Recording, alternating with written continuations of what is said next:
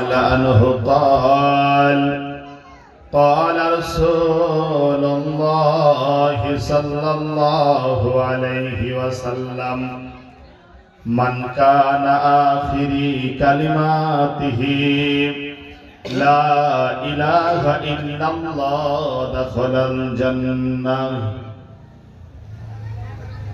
পৃথিবী আমার আসল ঠিকানা নয়,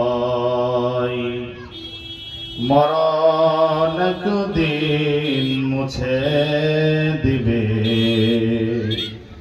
সকল রঙিন পরিচয়। পৃথিবী আমার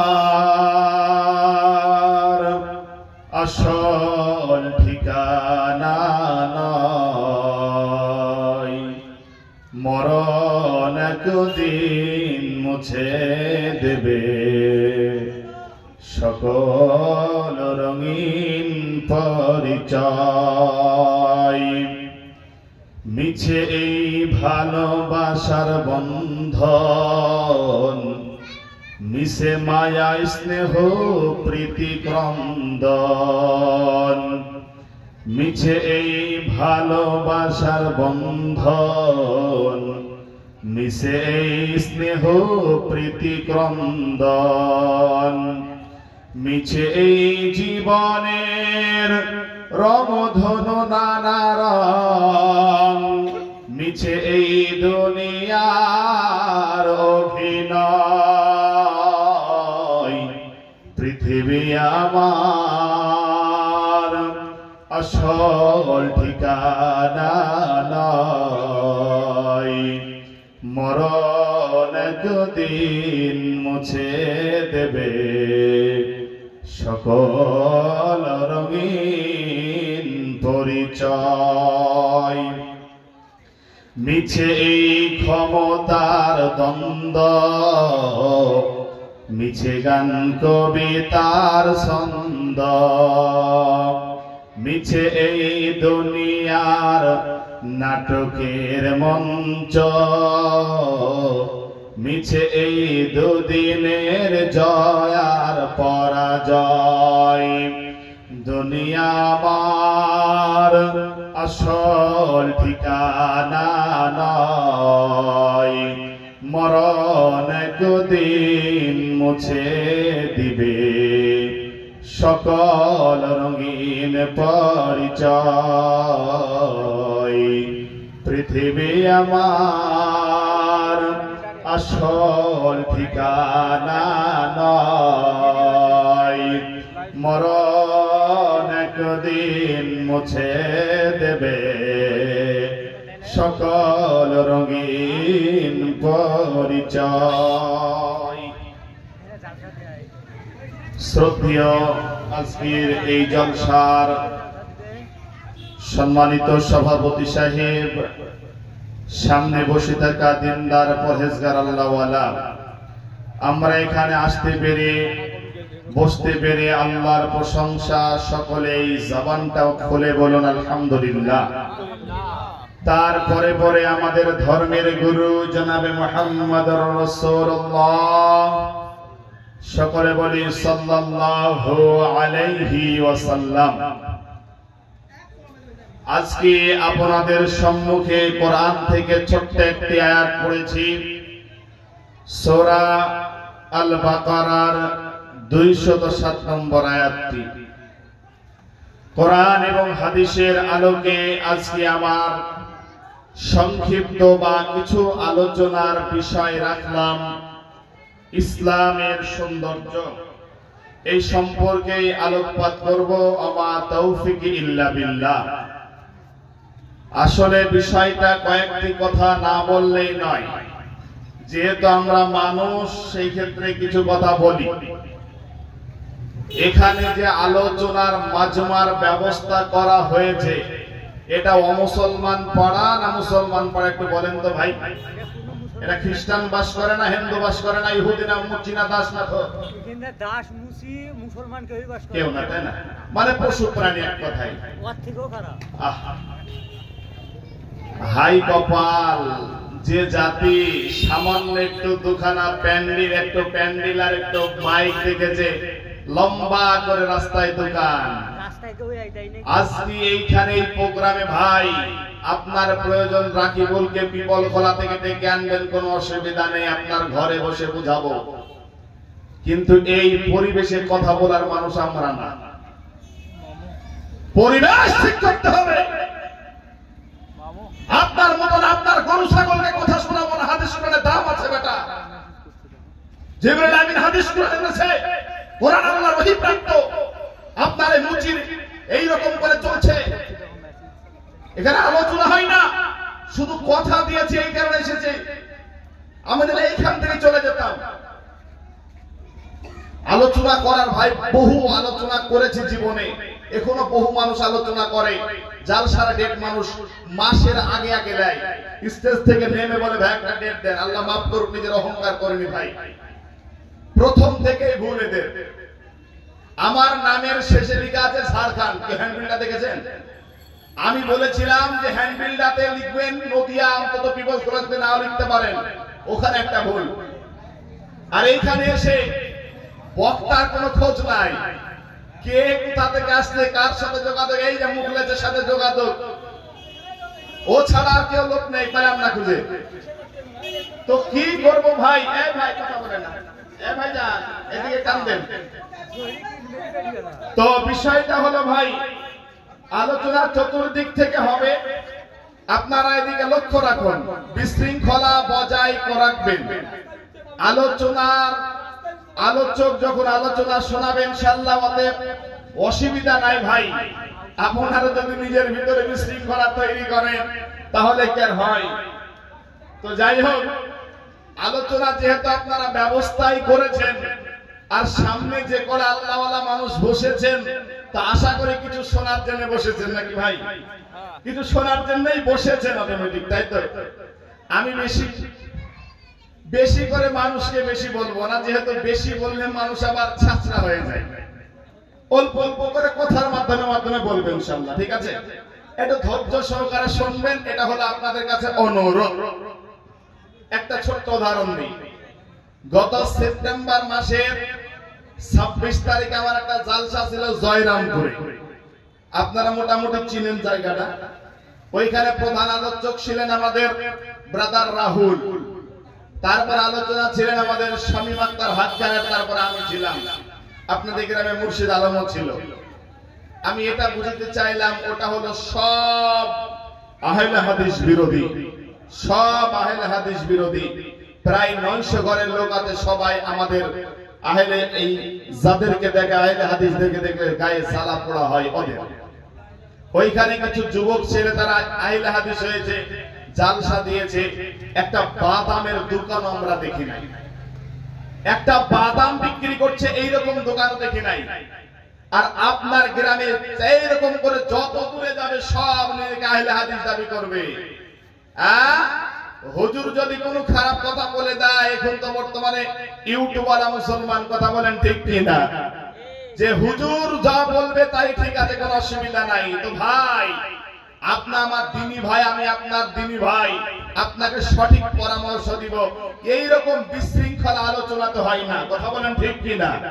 আমি রাকিবুল কোনদিন মানুষের কাছে বলি নাই যে এত টাকা দিতে হবে আপনার আলোচনা করব, তা নয়, বলি নাই, আর কোনদিন বলবো নাই।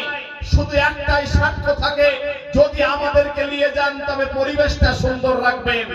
এই লোকগুলা কেন যদি একজন লোক এখানে বসে থাকে, ওই একজন লোককে আল্লাহি আল্লাহর কসম আলোচনা করব, কিন্তু এই পরিবেশে আলোচনা করা আমাদের পক্ষে সম্ভব লাগছে না। কেন বলেন দেখি?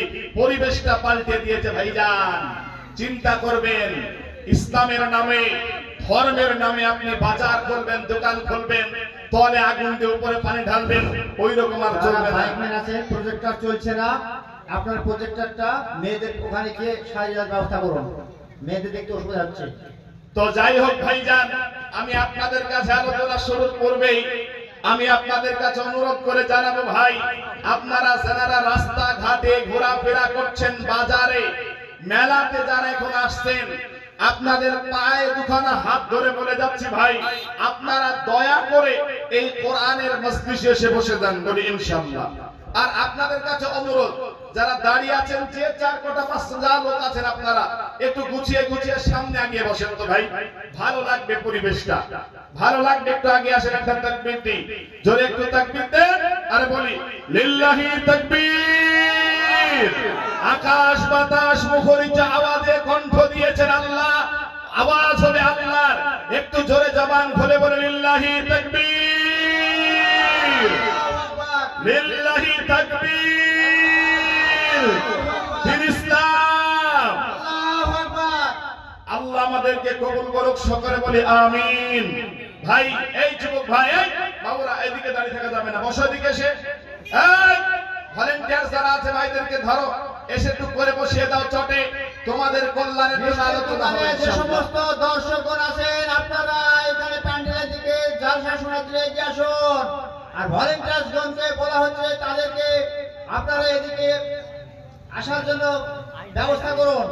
তো বিষয়টা হলো ভাইজান, আজকে কিন্তু আলোচনার বিষয় আমি ভিন্ন রকমের রেখেছি, ইসলামের সৌন্দর্য বয়ান করবো আপনাদের সম্মুখে। ইসলাম কাকে বলে আলোচনার দিকে গেলাম। বলেন তো ইসলাম মানে কি?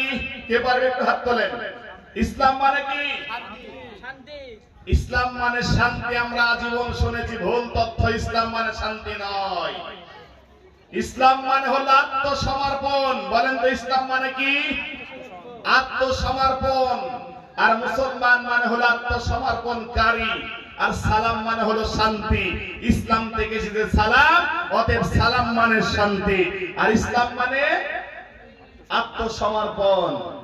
আল্লাহর নবী মুহাম্মদ সাল্লাল্লাহু আলাইহি ওয়াসাল্লামের কাছে কিছু মক্কার মুশরিকেরা যে বললেন, আল্লাহর নবী, আপনার হাত ধরে আমরা কলেমা পড়ে ইসলাম গ্রহণ করলাম, ঈমান আনলাম। বলেন কি আনলো? ঈমান আনলো। আল্লাহ রাব্বুল আলামিন সূরা হুজরাতের 14 নম্বর আয়াত নাযিল করে বললেন, ওগো নবী, আপনি ওদেরকে বলে দিন, ওরা ঈমান আনে নাই, বলেন তারা ইসলাম কবুল করেছে, এখনো তাদের সিনার ভিতরে যাররা পরিমাণ ঈমান পৌঁছায় নাই। ঈমান পৌঁছাবে আল্লাহ এবং রাসূলের আনুগত্যে। বলেন ঈমান পৌঁছাবে আল্লাহ এবং রাসূলের আনুগত্যে, তার ভিতরে ঈমান প্রবেশ করবে। ভাই, আজকে বলেন তো গোটা বিশ্বে মুসলমান ভালো আছে না খারাপ আছে? বলেন একটু জোরে বলুন। একটু বক্তা শ্রোতা যখন আওয়াজ হবে তো কথাটা বলতে আরো ভালো লাগে। মুসলমান বর্তমানে ভালো নাই। আপনি যেদিকে তাকান সেদিকে মুসলমানের উপরে মার আছে না নাই? মুসলমানদের উপরে মার, মুসলমানদের উপরে গালাগালি। এখানে যদি কোনো দাড়ি টুপিওয়ালা একটা সামান্য ভুলবশত অন্যায় করে তো গোটা মুসলমান সমাজকে বলবে, দেখ এরা এইরকমই লোক। কথা বলেন ঠিক কি না? মুসলমানদের উপরে আজীবন টার্গেট নিয়ে এসেছে। ইসলাম যেদিন থেকে শুরু হয়েছে, আদম থেকে শুরু করে আমাদের নবী মুহাম্মদ সাল্লাল্লাহু আলাইহি ওয়াসাল্লাম পর্যন্ত যত নবী আলাইহিস সালাম এসেছেন, নবী আদমের জামানায় ইসলামকে মিটাতে চেয়েছিল ইবলিস শয়তান। আর এখন সেই ইবলিস শয়তান হাজার হাজার চেলা চামুন্ডা তৈরি করেছে, তারা এখন ইসলামের আলোকে দুনিয়া থেকে নিভে দিতে চায়। বলেন কি চাই? দুনিয়া থেকে ইসলামের আলোকে নিভে দিতে চাই। বলেন যুগে যুগে বেঈমান কাফের মুশরিক মুরতাদ আল্লাহ বিদ্রোহী হাজার হাজার মানুষ এসেছে। সত্যি করে বলেন ইসলাম কি দুনিয়া থেকে মিটে গেছে? একটু জোরে বলুন, মিটেছে? ইসলাম দুনিয়া থেকে মিটেনি ভাই। যারা ইসলামকে মিটাতে এসেছিল তারাই দুনিয়া থেকে মিটে গেছে। কথা বলেন ঠিক কিনা? ইসলামকে যারা মিটাতে এসেছিল তারাই দুনিয়া থেকে চলে গেছে। কার বানাম নমরুদ, কার বানাম ফেরাউন, কার বানাম হামান, কার বানাম সাদ্দাদ, কার বানাম আবু জেহেল, কার বানাম আবু লাহাব, কার বানাম উবাই ইবনে খালদ, কার বানাম এইরকম করে হাজার হাজার কাফের মুশরিক আছে যারা ইসলামকে দুনিয়া থেকে লিভাতে চেয়েছিল। বলেন ইসলামকে দুনিয়া থেকে লিভেছে? একটু জোরে বলুন, লিভেছে? লিভেনি। বলেন একজন বিজ্ঞ ব্যক্তি বলেছেন যে পৃথিবীর বুকে ইসলামের উপরে যত নির্যাতন এসেছে, এইটা যদি কোন জাতির উপরে আসতো, ওই জাতি পৃথিবীর জমিনে টিকে থাকতো না, মুছে চলে যেত। বলেন ইসলামের উপরে হাজার অন্যায় অপবাদ আসেনি? তারপরে বলেন আমাদের কোরআন হলো সর্বশ্রেষ্ঠ গ্রন্থ। বলেন তো সর্বশ্রেষ্ঠ গ্রন্থের নাম কি? আল কোরআন, আল কোরআন, এই কোরআন হলো আল্লাহ পাক রব্বুল ইজ্জাতের বাণী। বলেন এখানে কোনো সন্দেহ আছে? এর জোরে বলেন সন্দেহ আছে? এখানে কোনো সন্দেহ নাই। আল্লাহ রাব্বুল আলামিন কোরআনের শুরুতে আল্লাহ তাআলা চ্যালেঞ্জ দিয়েছেন। আল্লাহ কি বলছে? আলিফ লাম মিম। আলিফ লাম মিম এগুলোকে বলা হয় হরফে মুকাত্তাআত। এগুলো হলো কাটা কাটা হরফ, যার কোনো অর্থ নাই। এর অর্থ আল্লাহ ছাড়া কেউ জানে না। জানে একজন, বলেন তো তিনি কে? তিনি হলেন আল্লাহ। তারপরে কি বলছে দেখেন, যালিকাল কিতাব, ওই কোরআন, যে কোরআনটা আল্লাহ তাআলা লাউহে মাহফুজ থেকে এনে তোমার ঘর, তোমার ঘরে পৌঁছে দিয়েছে, ওই কালামুল্লাহ। আল্লাহ বলছেন যালিকাল কিতাবু লা রাইবা ফীহি, আমি আল্লাহ বলে দিলাম ওই কোরআনটা, যেই কোরআন তোমাদের গ্রন্থ, তোমরা প্রতিদিন পড়াশোনা করো, ওই কোরআনে ভুল তো দূরের কথা, ওই কোরআনে সন্দেহ পর্যন্ত নাই। যে বলুন সুবহানাল্লাহ। ভাইজান, এই কোরআনে ভুল তো দূরের কথা, সন্দেহ পর্যন্ত কোরআনে নাই। আল্লাহ আজ থেকে 1450 বছর পূর্বে আল্লাহ গোটা মানুষকে চ্যালেঞ্জ দিয়েছে, ওয়াইন কুনতুম ফি রাইবিন মিম্মা নাযালনা আলা আবদিনা ফাতু বিসূরাতিন মিন মিথলি ওয়াদউ শুহাদা'a মিন দুনিল্লাহি ইন কুনতুম সাদিকিন।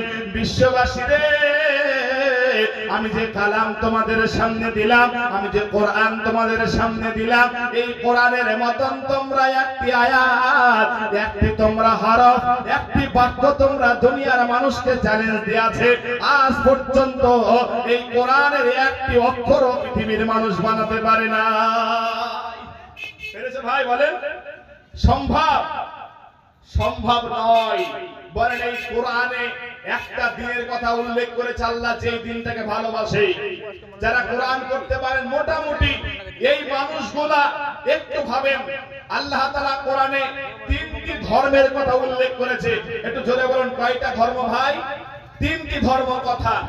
1 ইহুদি, 2 খ্রিস্টান, ইহুদি খ্রিস্টান, আরেকটা হলো ইসলাম। বলেন কি বললাম? আরেকটা হলো ইসলাম। এবার ইসলাম সম্পর্কে আল্লাহ কি বলছে? সূরা আল ইমরান খুলেন। সূরা আল ইমরানের 19 নম্বর আয়াতে আল্লাহ তাআলা বলছে, ইন্নাদ দীনা ইনদাল্লাহিল ইসলাম, ইসলাম হলো আমি রবের মনোনীত ধর্ম। একবার জোরে বলুন সুবহানাল্লাহ। বলেন এই ইসলামকে পেয়ে আমরা খুশি তো নাকি? একটু জোরে বলুন খুশি তো ইনশাআল্লাহ? আমরা ইসলাম পেয়ে খুশি। আমাদের নবীর নাম কি? জোরে বলুন মুহাম্মদ সাল্লাল্লাহু আলাইহি ওয়াসাল্লাম। ইনি হলেন মুহাম্মদ সাল্লাল্লাহু দুনিয়ার শ্রেষ্ঠ মহামানব, এতে কোনো সন্দেহ নাই।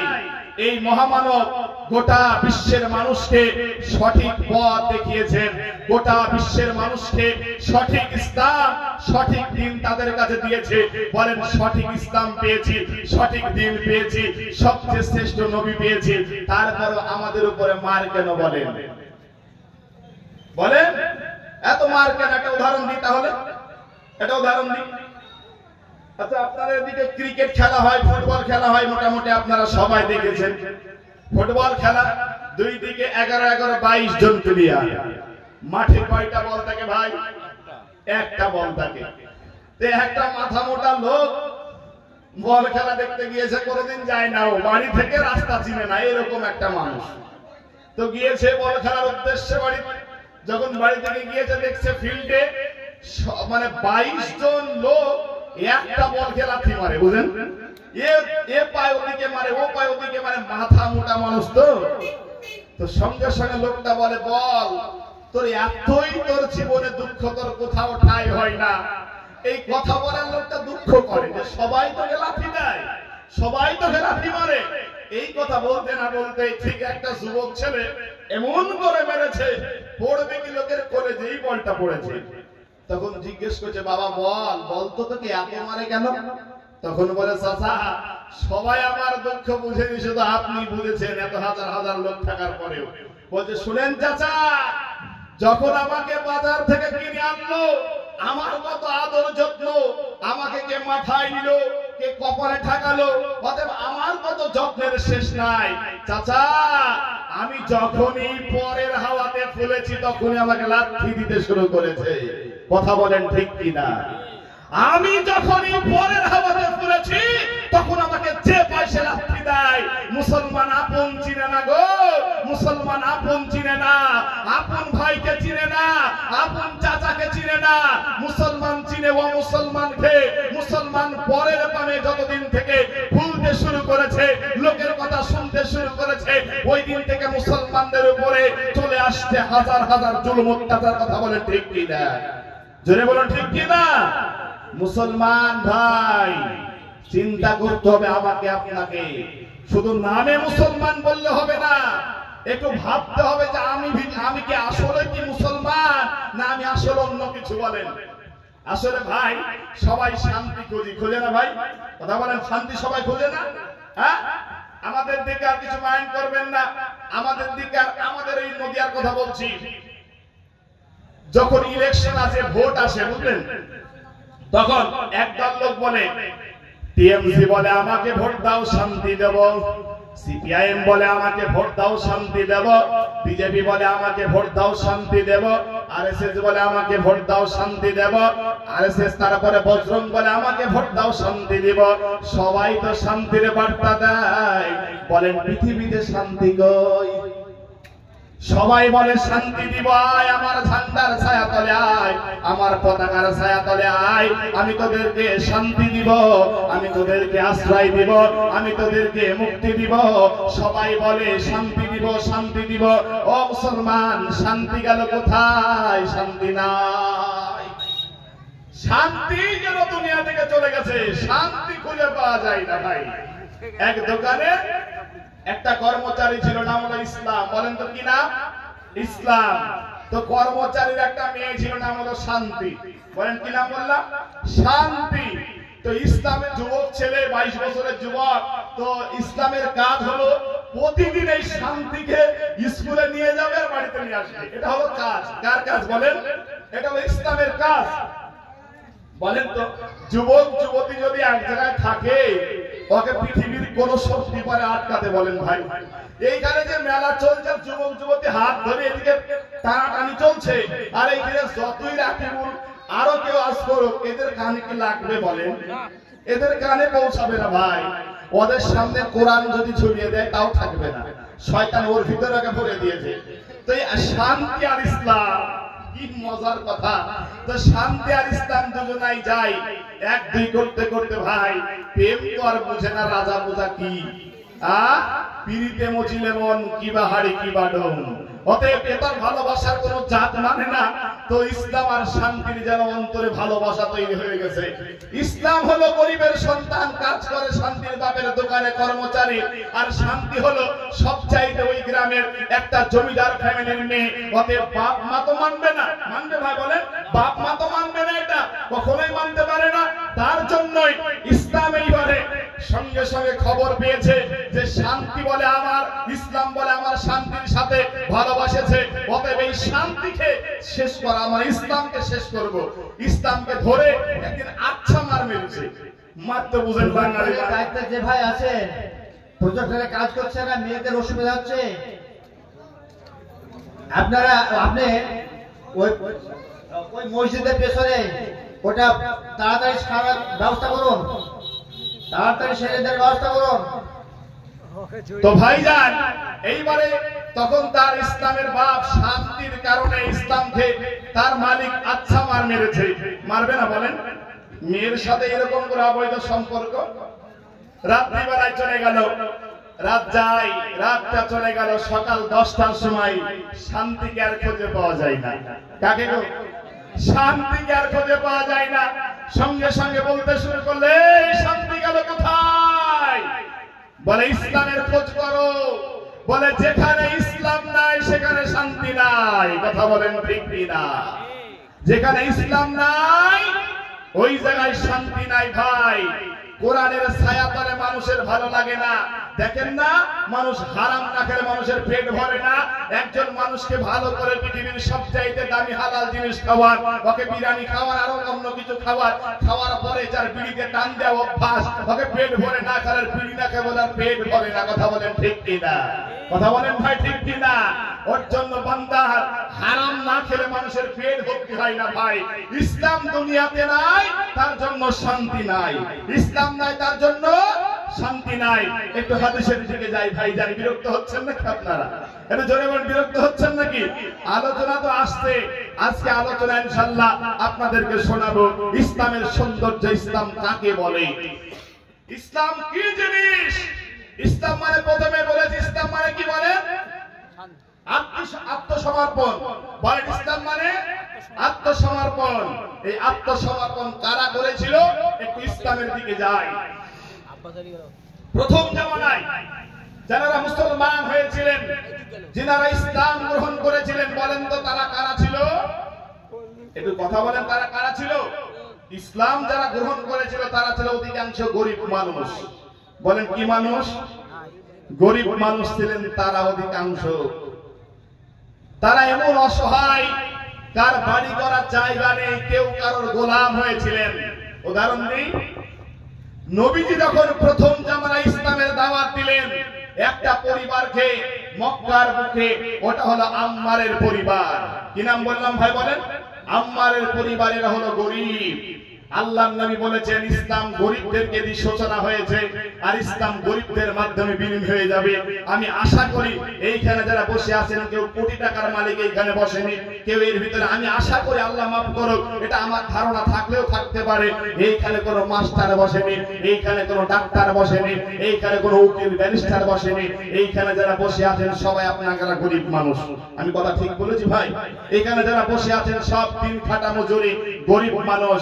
ওর জন্য বাংলাদেশের বিখ্যাত একজন আমাদের শাইখ আসাদুল্লাহ গালিব রাহিমাহুল্লাহ, তিনি বলছেন রাস্তা দিয়ে যে মেয়েটা পর্দা করে যায়, খোঁজ দিয়ে দেখো মেয়েটা কোনো গরিব মানুষের মেয়ে। যে মানুষটা পাঁচ ওয়াক্ত মুসল্লি, মসজিদে প্রথম কাতারে নামাজ পড়ে, খোঁজ দিয়ে দেখো লোকটা কোনো গরিব মানুষ। ভাইজান, গরিব মানুষের মর্যাদা ইসলামে আছে না নাই? কথা বলেন, ইসলামে নাই? তা আল্লাহ রাসূল প্রথমে দাওয়াত দিলেন গরিবদেরকে। তার মধ্যে একটা পরিবার হলো আম্মারের পরিবার। এই আম্মারের পরিবারে তিনজন লোক, আম্মার, তার ছেলে ইয়াসির, মানে আম্মার, তার বাপ ইয়াসির, আর তার মা হলো সুমাইয়া। কয়টা কথা বললাম? তিন। এক সুমাইয়া, আম্মা, ইয়াসির। এই তিনজনকে আল্লাহ রাসূল ইসলামের দাওয়াত দিলেন। দাওয়াতটা কি? নবীজি বললেন কুলু লা ইলাহা ইল্লাল্লাহ তুফলিহুন। ও মরুবাসী, ও আমার মক্কার বাসীরা, তোমরা লা ইলাহা ইল্লাল্লাহ এটা পড়ে নাও, আল্লাহর জান্নাতে তোমরা চলে যাও। লা ইলাহা ইল্লাল্লাহ এই বাক্যটা তোমরা পড়ে নাও আর আল্লাহর জান্নাতে চলে যাও। মক্কার বুকে ইসলামকে দুনিয়া থেকে মিটানোর জন্য আল্লাহর নবীর দুশমন তৈরি হয়ে গেল। নবীর আপন চাচা নাম হলো আবু তালিব। এই আবু তালিব আল্লাহর নবীকে চিরকাল আগলে ধরে রেখেছিল। আল্লাহর নবীর কালেমা আবু তালিব পড়েনি, আল্লাহর নবীর কালেমা আবু তালিব পড়েনি। আবু তালিবের কপালে কালেমা নসিব হয়নি ভাইজান। কিন্তু আল্লাহর নবীকে ভালোবাসার অভাব আবু তালিবের ছিল না। আল্লাহর নবীকে ভালোবেসেছিলেন আবু তালিব, কিন্তু আল্লাহর নবীকে কোনদিন আবু তালিব আল্লাহর নবীর কালেমা তিনার নসিবে হয়নি। আরেকজন নবীর আপন চাচা নাম হলো আবু লাহাব। বলেন কি নাম বললাম? আবু লাহাব। এই আবু লাহাব ইসলাম ধর্ম গ্রহণ করেনি, তবে কোনদিন ইসলামের পক্ষে একটিও কথা তিনি বলেননি।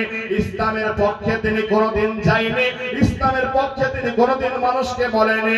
শুধুই যেদিকে পেরেছে আল্লাহর নবীর দুশমনি করেছে, আল্লাহর নবীর উপরে অত্যাচার শুরু করেছে এই আবু লাহাব। আর আবু লাহাবের আরেকটা নেতা নাম হলো আবু জাহেল। এই আবু জেহেল আর আবু লাহাব এরা আল্লাহর নবীকে কোনদিন এরা ভালোবাসেনি, এরা কোনোদিন আল্লাহর নবীকে পছন্দ করেনি। এদের একটাই উদ্দেশ্য ছিল, এই আব্দুল্লাহর বেটা মুহাম্মদ, এ তো মরুচারী মুহাম্মদ, এ তো গরিব মুহাম্মদ, ওতে ডেকে নবী করে আল্লাহ কেন পাঠালেন? অতএব বুঝবেন একটি কথা, সমাজে যদি কোনো আলেম গরিব হয়, কোন মাওলানা যদি গরিব হয়, কোন দিনদার ছেলে যদি গরিব হয়, তাহলে তার বড় লোকরা সেই আলেমের মর্যাদা দেয় না ভাইজান, সেই আলেমের কদর তারা দেয় না, সেই আলেমের মর্যাদা তারা দেয় না। কেন কেন কি অপরাধ সেই ছেলে?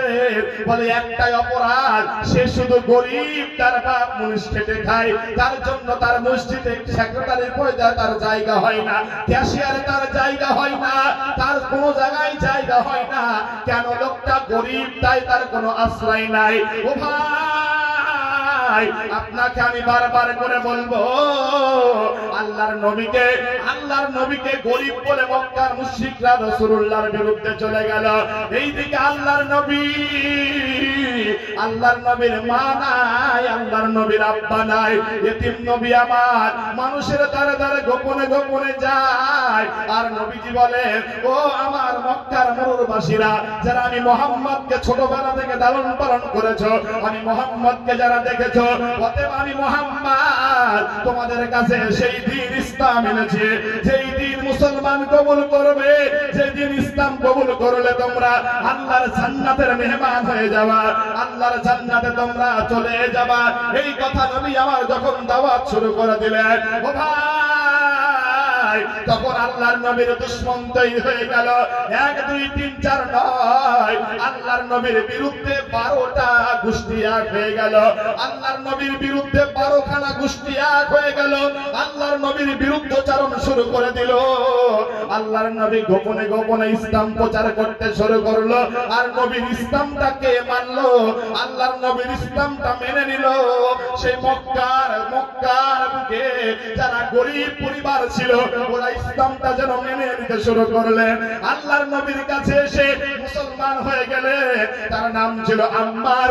আম্মারের পরিবার আল্লাহর নবীর কাছে কলেমার দাওয়াত নিয়ে চলে আসলেন, আর বললেন, নবী গো, আপনি যে কলেমার দাওয়াত দিয়েছেন ইয়া রাসূলুল্লাহ, ওগো নবী, আপনার এই কলেমার দাওয়াত আমরা প্রত্যাখ্যান করব না ইয়া রাসূলুল্লাহ, আমরা চিরতরে আপনার হাত রেখে আমরা সপরিবার সহ আমরা সকলে মুসলমান হয়ে গেলাম। বলুন সুবহানাল্লাহ। সপরিবার সহ মুসলমান হয়ে গেল। কে মুসলমান হলেন? তো আম্মারের পরিবার সবাই মুসলমান হয়ে গেলেন। বলেন, আল্লাহর নবী যখন মুসলমান এদেরকে করলেন, বলেন নবীজির উপরে দুশমন বেশি না কম ভাইজান? আচ্ছা, আমার মাইকের আওয়াজ বোঝা যায়? একটু হাত তুলে বলেন তো, বোঝা যায়? বোঝা যায়, যাক আলহামদুলিল্লাহ। তো এই যে আল্লাহর নবীর উপরে দুশমন হয়ে গেল, এইবারে আবু জেহেলের লোকেরা আম্মার পরিবারকে যে বললেন, ওগো আম্মার, ওগো ইয়াসির, ওগো সুমাইয়া, তোমরা বলে মুহাম্মাদের দ্বীনকে তোমরা কবুল করে নিয়েছো, বলে মুহাম্মদকে তোমরা বলে দিন ইসলাম নিয়ে মেনেছো, বলে মুহাম্মদকে বলে নবী বলে মেনেছো, এক আল্লাহকে বলে তোমরা আল্লাহ বলে মেনেছো। তখন সবাই তারা বলেছিল, ও আমার দেশের লোকেরা, ও আমার দেশের লোকেরা, শুনে নাও, আমি মুহাম্মদকে আল্লাহ বলে, আমরা আল্লাহকে বলে মেনেছি, আমরা মুহাম্মদকে আল্লাহর নবী বলে মেনেছি। অতএব তোমরা আমাদেরকে যতই কথা বলো না কেন, যতই নির্যাতন করো না কেন, আমরা যে আল্লাহ বলে মুহাম্মদকে মেনেছি, আমরা মুহাম্মদকে কোনোদিন ভুলে যাব না, আমরা মুহাম্মদকে কোনোদিন ছেড়ে দিব না। এক আল্লাহর উপরে আমরা ঈমান আনয়ন করেছি। বলুন সুবহানাল্লাহ। এক আল্লাহর উপরে ঈমান আনয়ন করেছে। বাম সাইডে জায়গা ঘর আছে, আপনারা ওই ত্রিফল পাড়া হলো, এই রাস্তার ওই সাইডে আপনারা বসুন। সমস্ত জনগণকে বলা হয়েছে, আপনারা যারা জলসা শুনতে এসেছেন, তারা বাম সাইডে জায়গা যারা হলো, ওইখানে জায়গাতে বসুন আপনারা। ও ভাই, যারা দাঁড়িয়ে আছেন একটু আগে আসুন তো ভাই, আলোচনা কেবল শুরু হবে। সমস্ত একটু আসেন ভাই, আমি আগামী জলসাকে সামনে এগিয়ে এসে বসার জন্য অনুরোধ করছি। এখানে মিষ্টির দোকানে আছেন, সমস্ত লোক এসে জলসা, এখানে জলসা শ্রবণ করার চেষ্টা করুন। ভাইজান, এখানে আগামীকাল আর হবে না, হবে নাকি প্রোগ্রাম? এটা আগামীকাল হবে না, গতকাল কি হয়নি। যেহেতু আপনার মূল্যবান সময় বাড়িতে ফ্রি ফায়ার গেম খেলবেন, হয়তো বা কেউ বসে থাকবেন, যুবকরা আমার একটু আল্লাহর জন্য আগে আসেন। আর আপনাদেরকে আগে বলেছি একটু গুছিয়ে গুছিয়ে বসেন, যেমন জায়গার সমস্যা, একটু গুছিয়ে গুছিয়ে বসতে ভাইরা এসে দাঁড়াতে পারবে না। ভাই কোরআন হাদিসের মজমা, বসে বসে আলোচনা শুনতে হয়, অতএব একটু আপনারা আগে আসেন। বারবার বলবো না, আলোচনা ডিস্টার্ব হবে। জ্ঞানী মানুষ, আপনাদের সবাই বিবেক বুদ্ধি আছে, আমি আশা করি আপনারা সব বুদ্ধিমান মানুষ। ভাই একটু আগে আসেন, এই একটু আগে আসেন না গো, একটু আগে আসেন। আর ওই ভাইগুলা দাঁড়িয়ে আছে, ভাই একটু অনুরোধ করছি, ভাই হাতটা ধরে বলছে একটু বসে যান, দয়া করে বসবেন। ভাই আপনাদের জন্যই কিছু আলোচনা রাখবো ভাই গো, সুন্দর আলোচনার দিকে আমি আস্তে আস্তে এগোচ্ছি। এখন আমার পরিবারের সেই আমার কথা আপনাদের সম্মুখে যেন শোনাই, একটু শুনিয়ে দেন। এইবার আম্মার, ইয়াসির আর সুমাইয়া এই তিনজন নবীর কাছে মুসলমান হয়ে গেলেন। আল্লাহর নবী মুহাম্মাদের দ্বীন ধর্ম গ্রহণ করার কারণে আম্মার পরিবারের উপরে আবু জেহেলের নির্যাতন শুরু হয়ে গেল। আবু জেহেল এমন করে নির্যাতন শুরু করে দিল, একের পর এক নির্যাতন হয়, এমন করে নির্যাতন শুরু হয়ে গেল। আম্মারকে সুমাইয়া, ইয়াসিরকে, তিনজনকে এক জায়গাতে একটা দড়ির ভিতরে একটা এইরকম করে একটা জায়গাতে দাঁড় করিয়ে হাজার হাজার মরর প্রান্তরে ওই মক্কাবাসীর উপরে দাঁড়িয়ে বলেছিল, ও সুমাইয়া, ও আম্মার, ও ইয়াসির, তোমরা আল্লাহর দ্বীনকে ছেড়ে দাও, তোমরা আল্লাহর দ্বীনকে তোমরা ছেড়ে দাও, তাহলে দ্বীন ইসলাম দুনিয়া থেকে মিটে যাবে, দ্বীন ইসলাম কবুল করতে তোমাদেরকে দিব না। ওই সময় আম্মার বিন ইয়াসির এবং সুমাইয়া তারা বলেছিল, আমরা যে আল্লাহর উপরে ঈমান এনেছি, ওই আল্লাহর উপরে কোনদিন আমরা ঈমান থেকে যাব না। ওর জন্য কোরআন জানিয়ে দিয়েছে, ওয়া মিনান নাসি মান ইয়াশরি নাফসাহু বিতিগা মারদাতিল্লাহ ওয়াল্লাহু রাউফুম বিল ইবাদ। আল্লাহ বলেন, কিছু মানুষ আছে যারা আল্লাহর জন্য নিজের নাস পর্যন্ত কুরবান করে দিয়েছে, নিজের জান পর্যন্ত কুরবান করে দিয়েছে, কোনো মানা মাথেনি, কোনো বাধা তাদের সামনে এসে পৌঁছায়নি। কোরআন বলেছে, আমিনু কামা আমানান নাস, তোমরা ঈমান আনো ওই রকম যে ঈমান সাহাবারা এনেছিল, যে ঈমান রাসূলুল্লাহর সাহাবারা এনেছিল, ওই ঈমান তোমরা এনে যাও। ওর জন্য দেখুন, লক্ষ্য করো, আবু জেহেল বলতে শুরু করলো, ও সুমাইয়া, তুমি একটা মেয়ে মানুষ, অতএব তুমি আমাকে আল্লাহ বলে তুমি অতএব মুহাম্মাদের আল্লাহকে ছেড়ে দাও। আমাদের আবু জেহেল, আমরা যারা লাত মান্নাত হুজ্জাতের, আমরা যারা ইসলাম ধর্ম ছেড়ে আমরা যারা মূর্তির পূজা করে, অতএব তোমরাও মূর্তির পূজায় লেগে যাও। সুমাইয়া বলেছিলেন, আবু জেহেল রে, আমাদের জীবন যাই যাবে, কিন্তু আমরা কোনোদিন ঈমান দিব না, ঈমান দিব না ভাই, আমার জীবন যাই যাবে, ঈমান দেয়া যাবে না। বলেন ঈমানের মূল্য কত বেশি ভাই? বলেন জান দিব তো ঈমান দিব কি আমরা? কথা বলেন, ঈমান দিব, আমরা জান দিব কিন্তু ঈমান দিব না। এটাই হলো আমাদের আদর্শ।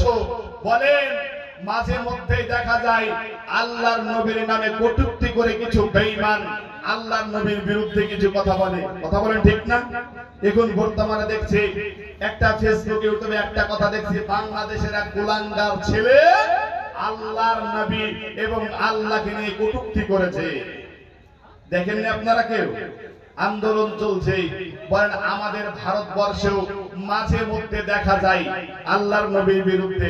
কিছুদিন আগে ওয়াসিম রেজভী নামক এক খবিশ এই কোরআনের 26টা আয়াতের বিরুদ্ধে কেস করেছিল, মনে নেই ইতিহাস? ভুলে গেলে হবে না, কেস করেছিল, করে নাই? তারপরে আরেকদিন, আর কিছুদিন আগে একটা মেয়ে, যে মেয়েটা আল্লাহর নবীকে নিয়ে কটূক্তি করেছে, বলেন তো মেয়েটার নাম কি?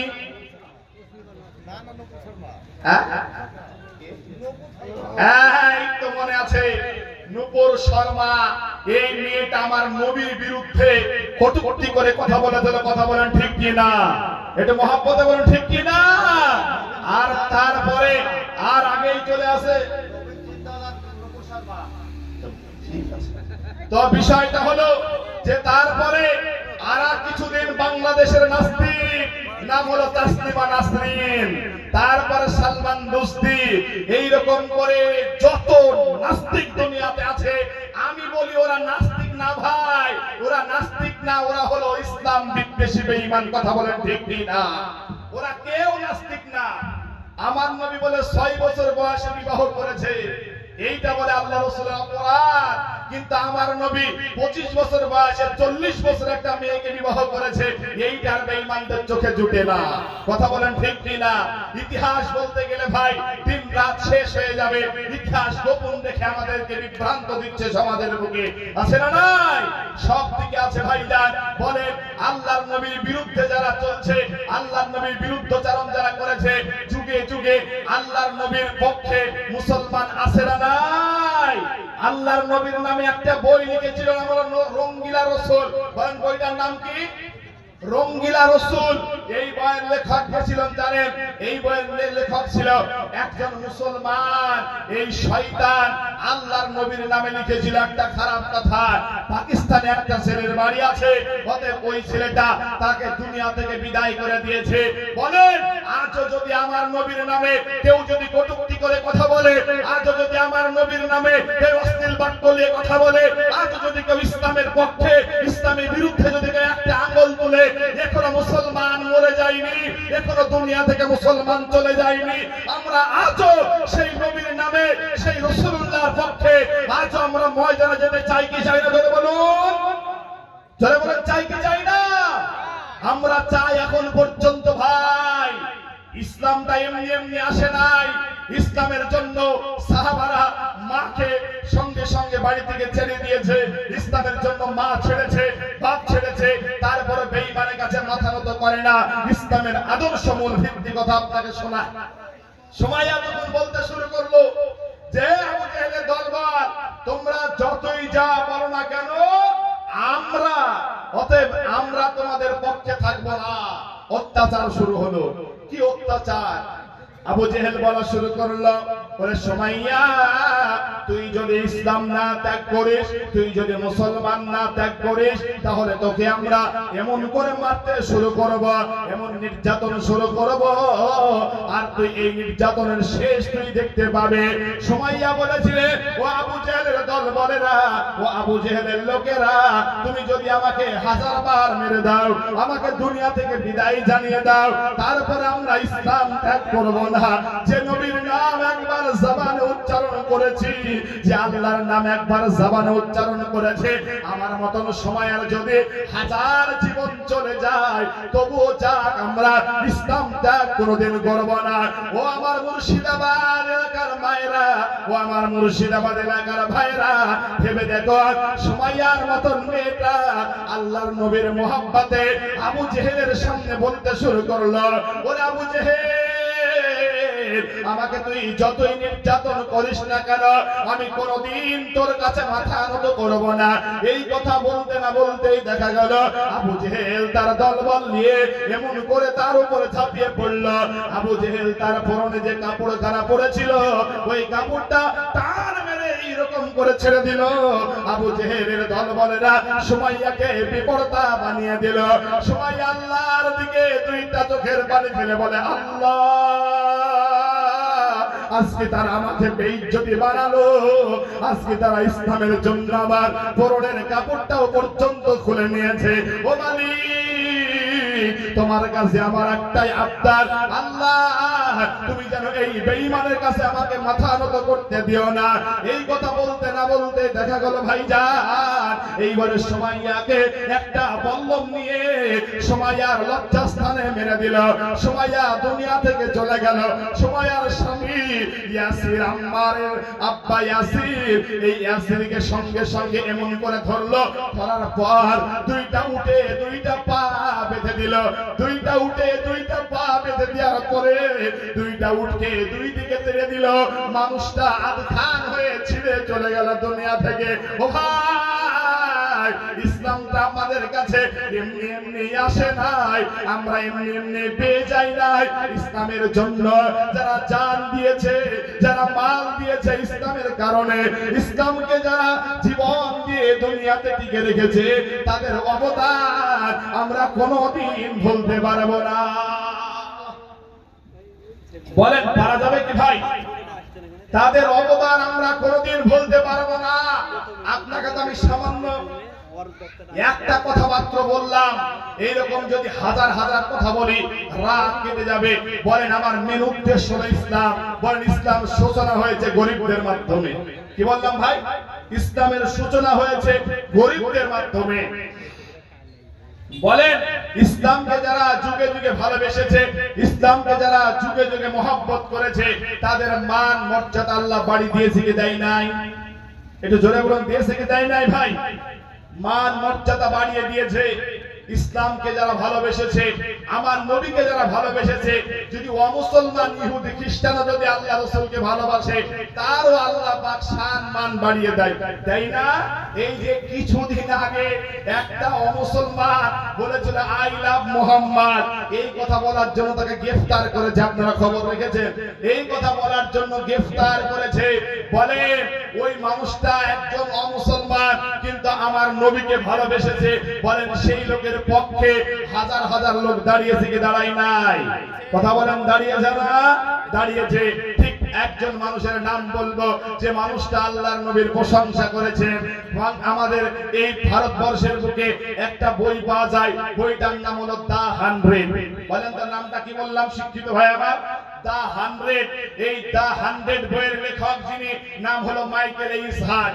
কি নাম বললাম? মাইকেল এইস হার্ট। এই মাইকেল এইস হার্ট বইটা লিখলেন দা 100, মানে 100 মনীষীর জীবনে তিনি বইটাতে কোট করেছেন। 100 মনীষীর জীবনে তিনি উল্লেখ করেছেন। 100 মনীষীর জীবনে তিনি কোট করলেন। যখন তিনি লিখলো, ইনি ছিলেন আমেরিকার একজন বিখ্যাত পাদ্রী, খ্রিস্টানদের বিখ্যাত একজন বড় পাদ্রী। অতএব তিনি যখন বইটা লিখলেন, গোটা আমেরিকাতে ছড়িয়ে পড়লো যে তিনার নামে সমালোচনা ঝড় উঠে পড়লেন। কেন? ওই লোকটার অপরাধ কি? লোকটা শুধু এই 100 জীবনের নাম উল্লেখ করতে যে বইটাতে যিনার নাম উল্লেখ করেছেন, প্রথম যিনার নাম দিয়ে শুরু করেছেন, উনি হলেন মুসলমানদের নবী মুহাম্মদুর রাসূলুল্লাহ। জোরে বলুন সুবহানাল্লাহ। উনি হলেন মুসলমানদের নবী মুহাম্মদের নাম দিয়ে তিনি বইটা শুরু করেছে। সবাই একত্রিত হয়ে গেল লোকটাকে।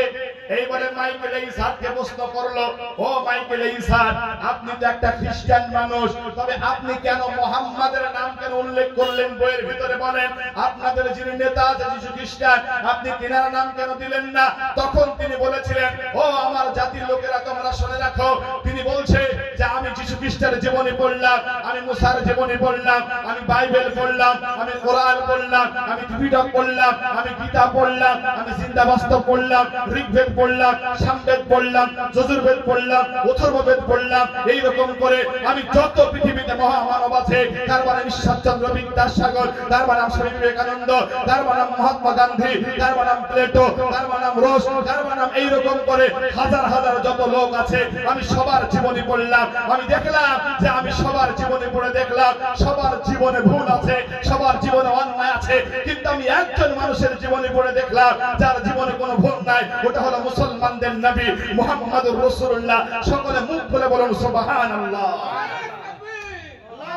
চিন্তা করেন, আল্লাহর নবীর সম্মান কে বলে? এ দেখেন বর্তমান যুগে আল্লাহর নবীর নাম প্রশংসা আকাশে বাতাসে আছে, আছে না ভাই? তুমি বেঈমান নবীর বিরুদ্ধে বলে কি করবে? আল্লাহর নবীর মুহাব্বতের মানুষ অভাব নেই, হাজার হাজার লোক আছে নবী মুহাম্মদকে ভালোবাসে, ইসলামের আদর্শ তারা পছন্দ করে। কথা বলেন, করে কি করে না? আর একটা ছোট্ট ঘটনা আপনাদেরকে শোনাই।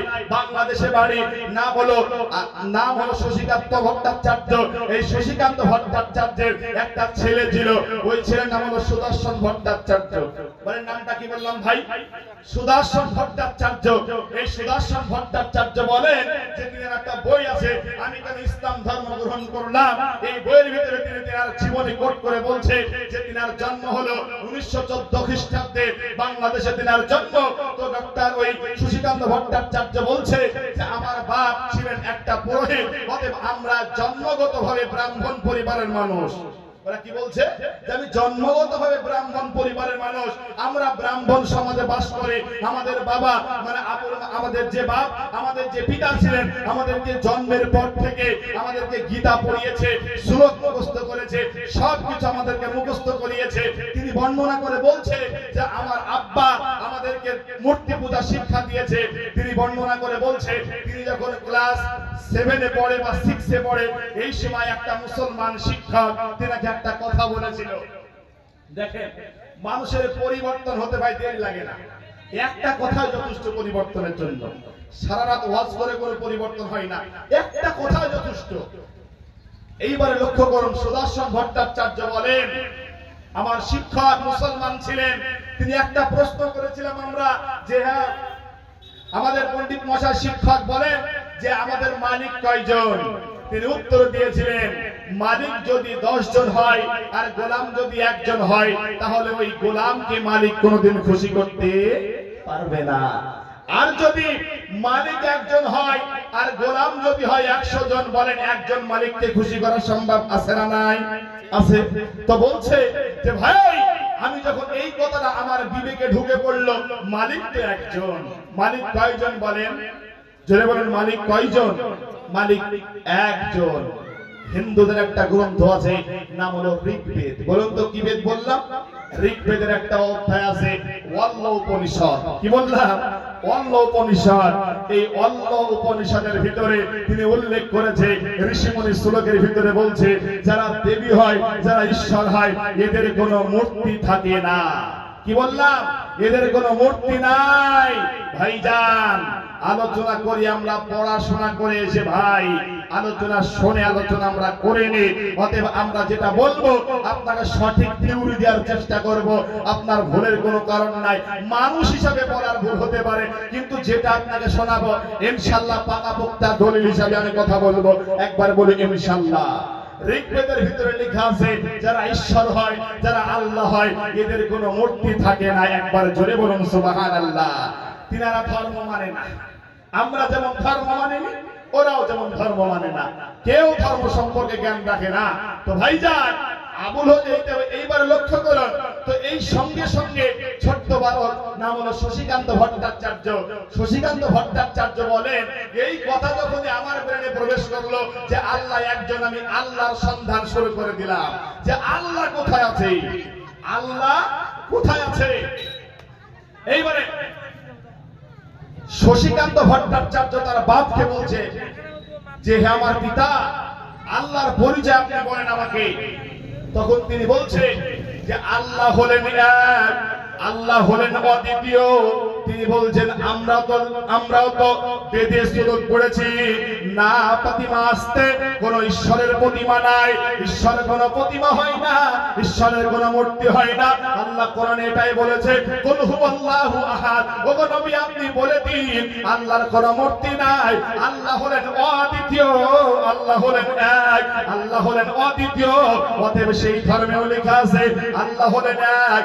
এইবারে বলেন সুদর্শন ভট্টাচার্য বলেন, আমি আমার জীবনটা আমি কলকাতায় পড়াশোনা করলাম। আমি যখন কলকাতায় পড়ে আমি পিএইচডি ডিগ্রি অর্জন করলাম, আমার ভিতরে কিন্তু এখন পর্যন্ত সেই সন্দেহ জাগে নাই, আমার সন্দেহ এখনো ক্লিয়ার হয় নাই। আমি আস্তে আস্তে আমি সব ধর্ম করলাম, আমি কোন ধর্মে সে রবের সন্ধান পেলাম না, আল্লাহর সন্ধান পেলাম না।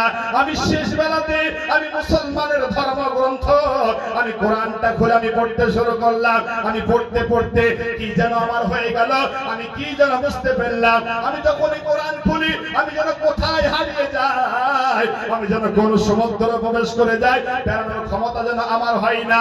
আমি একদিন কোরআন পড়লাম, 2 দিন পড়লাম, পড়তে পড়তে যেন আমার হৃদয়টা আরো শান্তিতে ভরপুর হয়ে যায়। বলেন সুবহানাল্লাহ।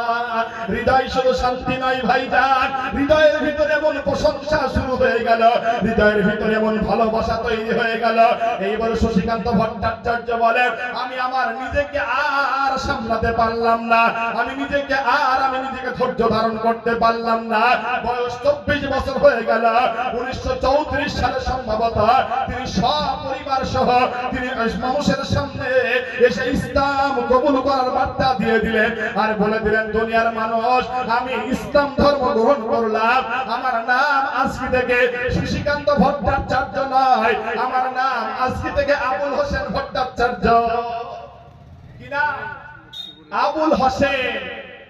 তিনাকে প্রশ্ন করেছিলেন, জনাব আপনি আবুল হোসেন নাম পরিবর্তন করলেন, শশীকান্ত থেকে আপনি ডাকলেন আবুল হোসেন, আপনি বলুন আপনার পদবি কেন পরিবর্তন করলেন না, আপনি ভট্টাচার্য কেন পরিবর্তন করলেন না? তিনি এক বাক্যে বলেছিলেন, হিন্দু ধর্মের মানুষেরা মনে করে যারা নিচু জাতের, যারা ক্ষত্রিয়, যারা ঈশ্বরের পা থেকে জন্ম নিয়েছে, কারবা নাম দাস, কারবা নাম মুচি, কারবা নাম নেথর, কারবা নাম এইরকম করে হাজার তাদের জাত ভেদ আছে, সবাই মনে করে যে ইসলাম ধর্ম যারা গ্রহণ করে তারা হলো নিচু জাতের লোক, যারা হলো নিচু জাতের লোক ওদের মান ইজ্জত ধর্মে নাই বলে তারা ইসলাম ধর্মে দাখিল হয়েছে। কিন্তু না না, আমি এই কারণে আমার নাম আমি পরিবর্তন করলাম, আমি পদবি পরিবর্তন করি নাই, আমার নাম আমি রাখলাম, আমি আবুল হোসেন আমার নাম রেখে দিলাম, কিন্তু আমার পদবিটা পরিবর্তন করলাম না, যেন গোটা বিশ্বের মানুষ দেখতে পায় আমি একটা ব্রাহ্মণ হওয়ার পরেও আমি আবার ইসলাম ধর্ম গ্রহণ করেছি। বলুন সুবহানাল্লাহ। ইসলাম ধর্ম গ্রহণ করেছে বলে, এটাকে আমার কথা বললাম না, একটা হিন্দু মানুষের কথা বললাম। তিনি বলছে এই জাতির উপরে ইসলাম হলো শ্রেষ্ঠ ধর্ম। একবার মন থেকে বলবেন না সুবহানাল্লাহ ভাইজান? একটু জোরে বলুন সুবহানাল্লাহ। সেই ইসলাম পেয়ে আমরা খুশি তো লাগে ইনশাআল্লাহ? একটু হাত তুলে বলে ইনশাআল্লাহ। একটু তাকবীর দেন, লিল্লাহি তাকবীর। মাশাআল্লাহ ভাই, আলোচনা বিরক্ত লাগছে না তো ভাই?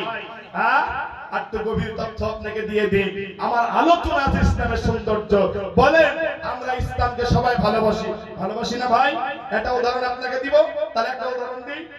পৃথিবীতে একটা ঐতিহাসিক কাল্পনিক একজন কবি লিখেছে একটা গল্প, এটা উপন্যাস নামে পরিচিত, নাম হলো লাইলি মজনু। শুনেছেন লাইলি মজনু?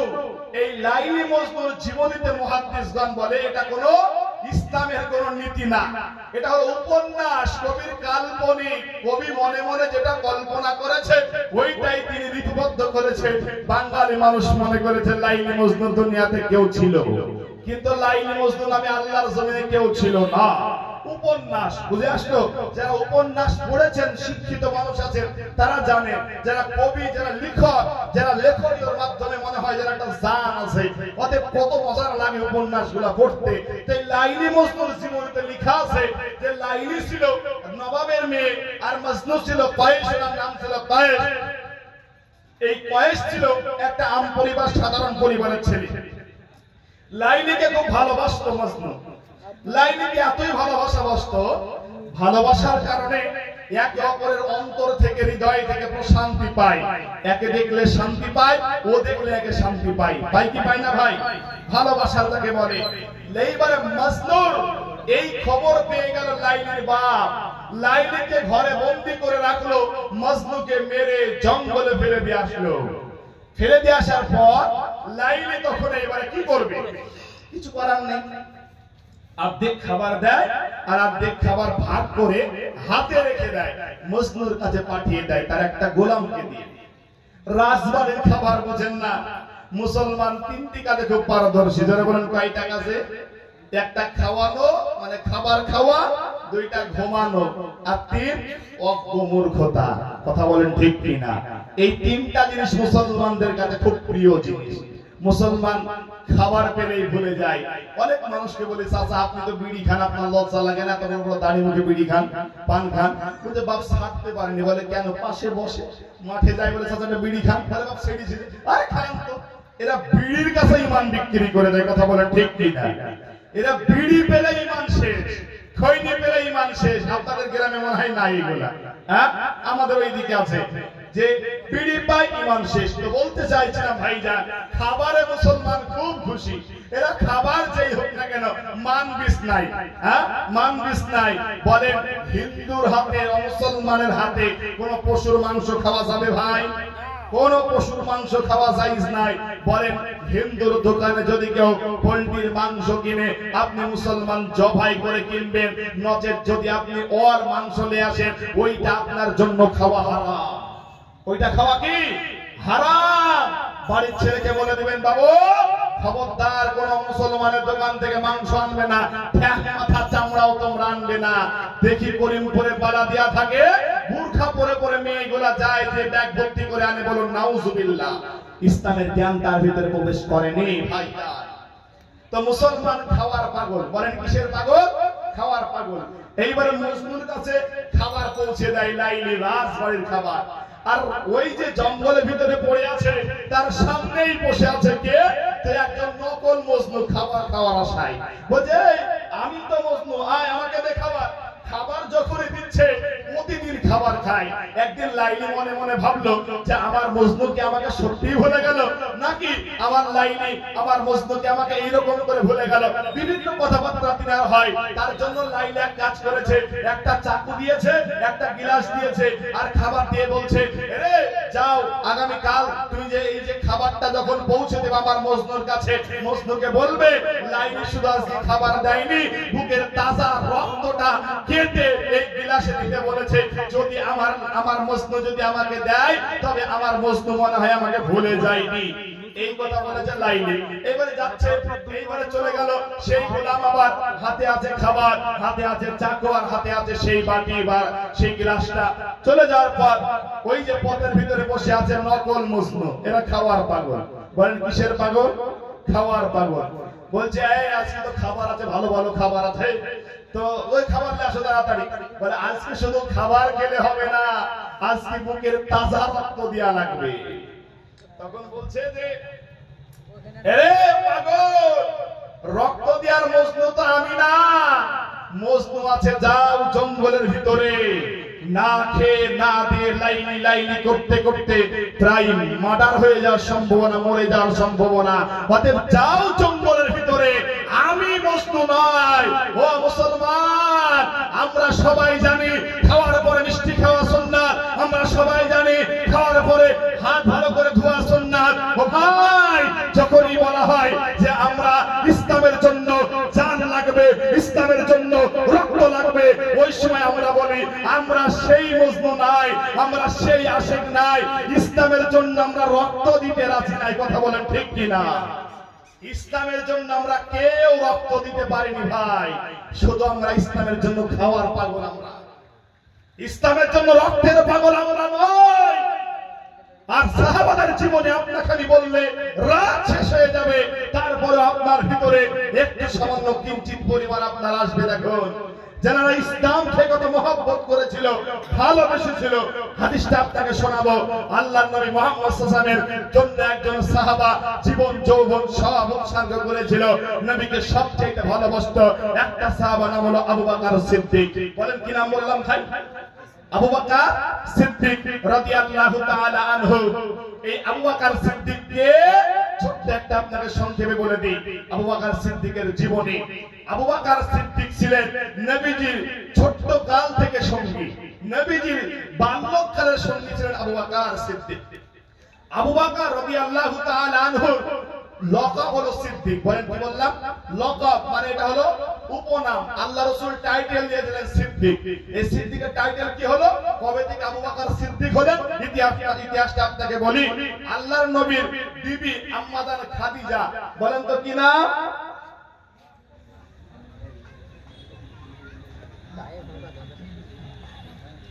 আম্মা জান খাদিজা। বলেন কি নাম বললাম? আম্মা জান খাদিজা। আপনারা নাম শুনেছেন? আম্মা জান খাদিজা। চিন্তা করেন, এই মেয়েটা রাসূলুল্লাহকে সবচাইতে ভালোবেসেছে, এই মেয়েটা নবীকে সবচাইতে মহব্বত করেছে। এমন ভালোবাসা বেসেছে, একদিন আম্মা জান আয়েশা সিদ্দিকা, নবীজির ছোট বিবি, নবীজির ছোট বিবি আয়েশা সিদ্দিকা, আবু বকরের মেয়ে হলো আয়েশা। আয়েশা সিদ্দিকা আল্লাহর নবীকে বলছেন, ইয়া রাসূলুল্লাহ, আমার কত সতীন আছে যাদেরকে আমি চোখে দেখিনি, এরা আমার অতটাই আমার ঈর্ষা হয় না, তবে আমি আমার খাদিজা, এই খাদিজাকে আমি আমার নয়নে দেখি নাই, তবে এই খাদিজার উপরে যত আমার ঈর্ষা হয় অন্য কোন মানুষের উপরে ঈর্ষা হয় না। নবীকে একদিন প্রশ্ন করেই ফেললো, ইয়া রাসূলুল্লাহ, আপনি বলেন তো খাদিজা কে? খাদিজা আপনি এত ভালোবাসেন কেন খাদিজাকে? নবীকে প্রশ্ন করলো, বলেন তো কে প্রশ্ন করেছে? নবীর বিবি আয়েশা প্রশ্ন করেছে। কার সম্পর্কে? তো আম্মা জান খাদিজা সম্পর্কে। নবী যে এবারে বলছে, দেখুন, এরে আয়েশা, আমার খাদিজা কে তুমি শোনো। আম্মা জান খাদিজা কে ছিল তুমি শুনে নাও। নবীজি বলতে শুরু করলেন, ওরে আয়েশা আমার খাদিজা কে তুমি শুনে নাও। আল্লাহর নবী বললেন, ওরে খাদিজা, ওই খাদিজা যখন মরণ প্রান্তরে আমি মুহাম্মাদের কোনো কাজ ছিল না, আমি মুহাম্মাদের কোনো কাজ আমার কাছে ছিল না, আমার চাচা আবু তালিব বড়ই তিনি চিন্তায় চিন্তিত হয়ে পড়লেন। আমার চাচা বলতে শুরু করলেন, আমার মুহাম্মদ তো বড় হয়েছে, আমার মুহাম্মাদের বয়স তো 25 হয়ে গেছে, অতএব এই মুহাম্মাদের একটা বিবাহ দরকার আছে, একটা কর্মের দরকার আছে, এই কাজ আমি কার বাড়িতে দিব? আম্মা জান খাদিজা সেই সময় মক্কার বুকে একজন সব চাইতে ধনী মহিলা ছিল। এমন ধনী মহিলা ছিল মুফাসসিরিনগণ তার জীবনীতে লিখেছে, তিনার সম্পত্তি, তিনার যত স্তবর ছিল, যার মালিক ছিল আম্মা জান খাদিজা, তার কর্মচারী ছিল প্রায় 4 থেকে 5 জন কর্মচারী ছিল।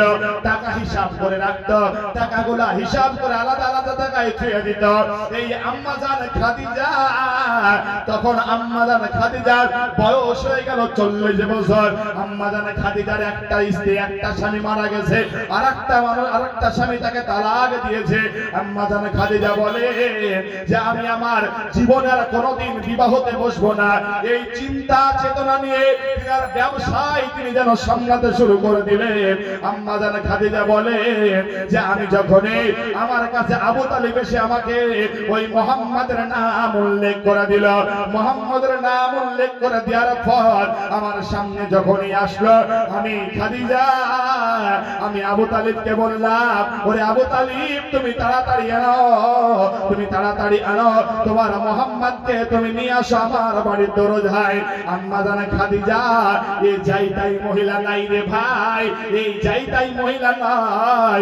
আম্মা জান খাদিজা হলো আল্লাহর নবীর সব চাইতে আপন মানুষ। আর এই আম্মা জান খাদিজা ছিলেন তাওরাতের একজন হাফিজা, উনি তাওরাত কিতাব পড়তে জানতেন।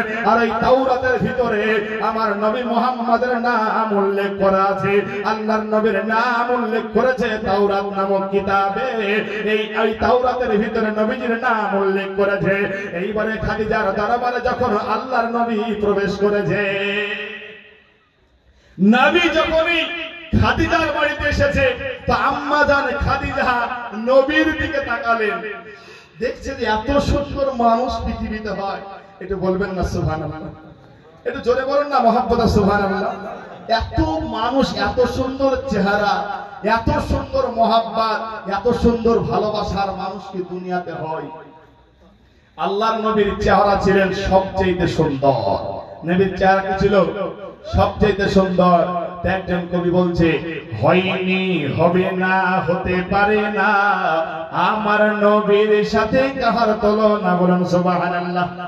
হয়নি হবে না হতে পারে না আমার নবীর সাথে কাহার তুলনা।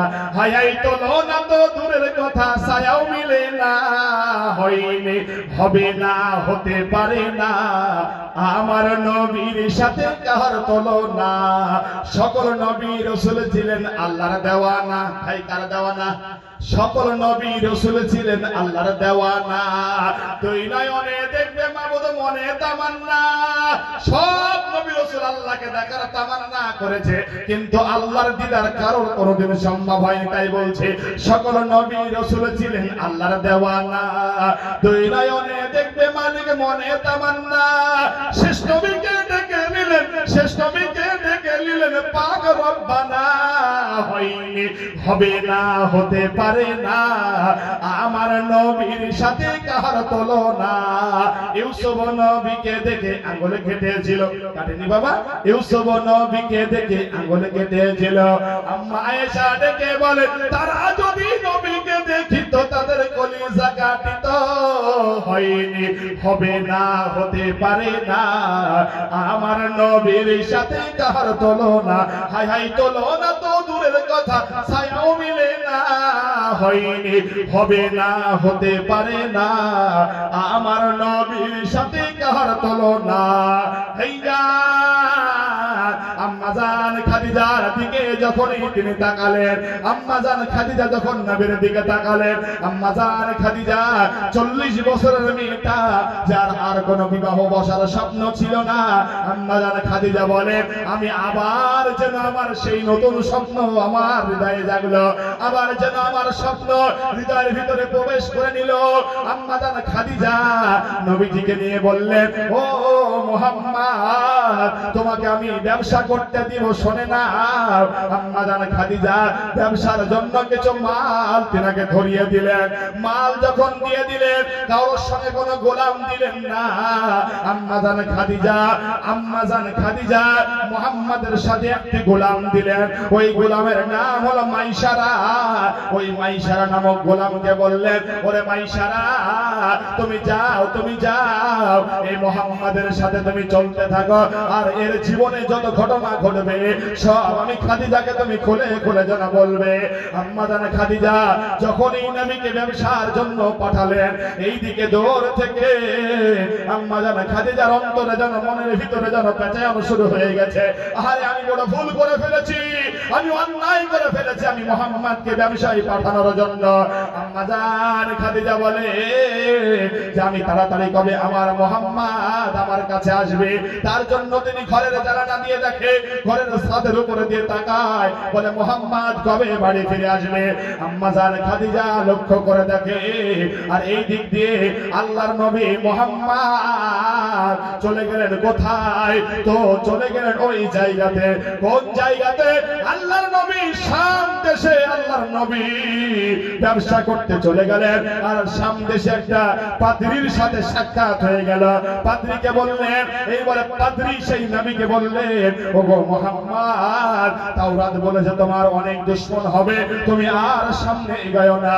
এই বলেই তিনি ব্যবসা শেষ করে দিলে তিনি চলে শুরু করলেন।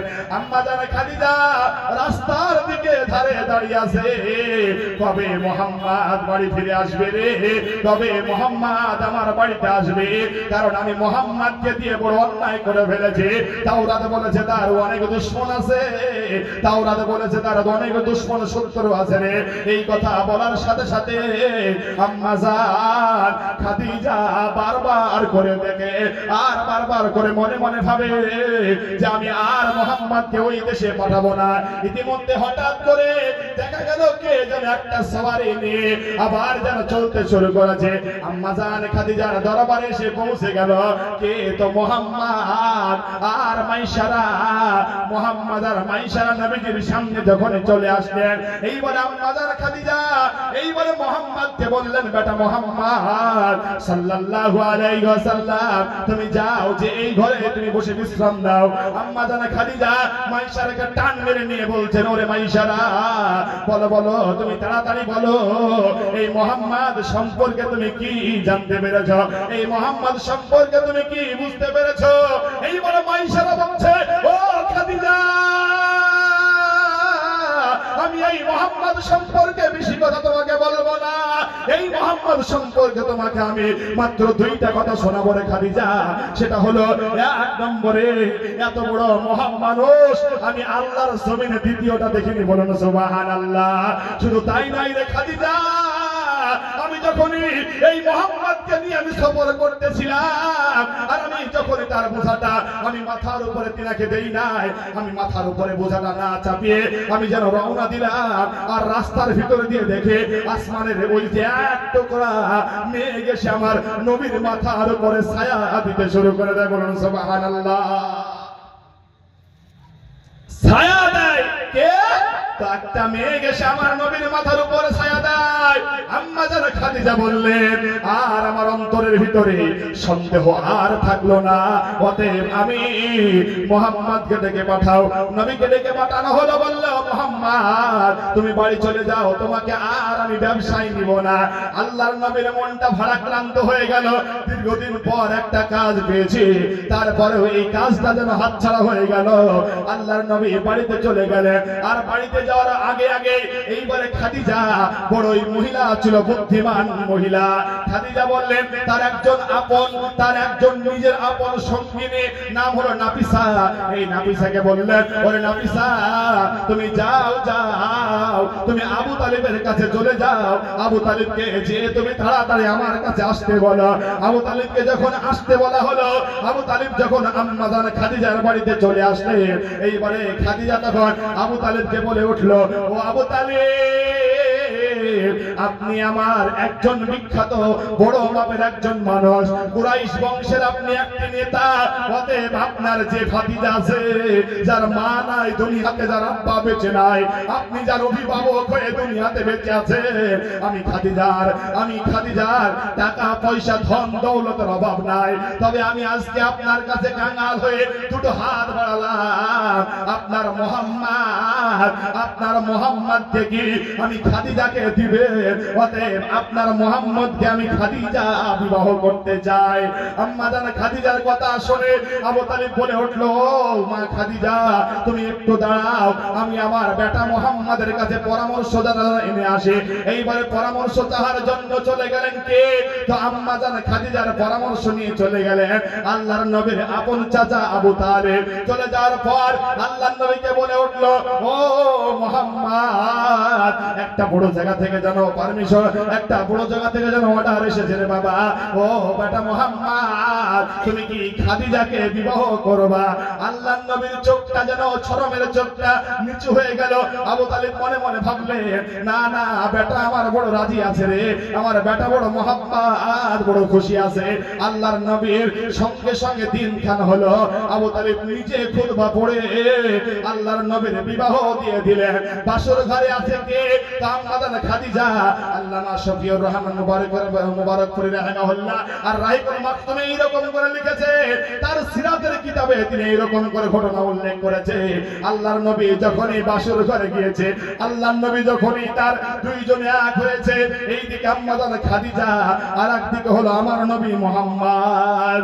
আল্লাহর নবী খাদিজার দিকে তাকায়, আর নবীর আমার চোখের পানি ঝরঝর করে যেন ঝরে ঝরে পড়ে যায়। আল্লাহর নবী যেন ঝরঝর করে কান্না শুরু করে দিয়েছে। আম্মা জান খাদিজা বলতে শুরু করলো, ও মুহাম্মদ, আমি মনে হয় 40 বছরের মেয়ে বলে আপনি আমাকে গ্রহণ করতে পারেননি, আমি মনে হয় 40 বছরের একটা মেয়ে বলে, তালাকপ্রাপ্ত মেয়ে বলে আপনি মনে হয় স্ত্রী হিসাবে আমাকে গ্রহণ করতে পারেননি। এই কথা বলার সাথে সাথে আল্লাহর নবী বললেন, না রে না, ও খাদিজা তুমি যেটা বলেছো এটা ভুল ধারণা, ভুল ধারণা। বলে মুহাম্মদ, তাহলে কি আপনি বলতে চাইলেন? বলে, ও মুহাম্মদ, তাহলে আপনার মনের কষ্টটা আমাকে খুলে খুলে বলেন। আল্লাহর নবী বলতে শুরু করলো, খাদিজা রে, ও আমার বিবি খাদিজা, এই মক্কার বুকে, এই মক্কার মরুর প্রান্তরে আজকে যে আমার বিবাহ হলো, আজকে যে আমার জীবনের একটা অন্য জীবনে আমি পদার্পণ করলাম, এই সময় আমার জনম দুঃখিনী মা, এই সময় আমার জনম দুঃখিনী মা এসে আমার পাশে বসতো, তোমার মাথায় যেন হাত দিত। আমার আব্বা আব্দুল্লাহ আজকে বেঁচে থাকলে তোমার পাশে এসে বসে দোয়া করতো।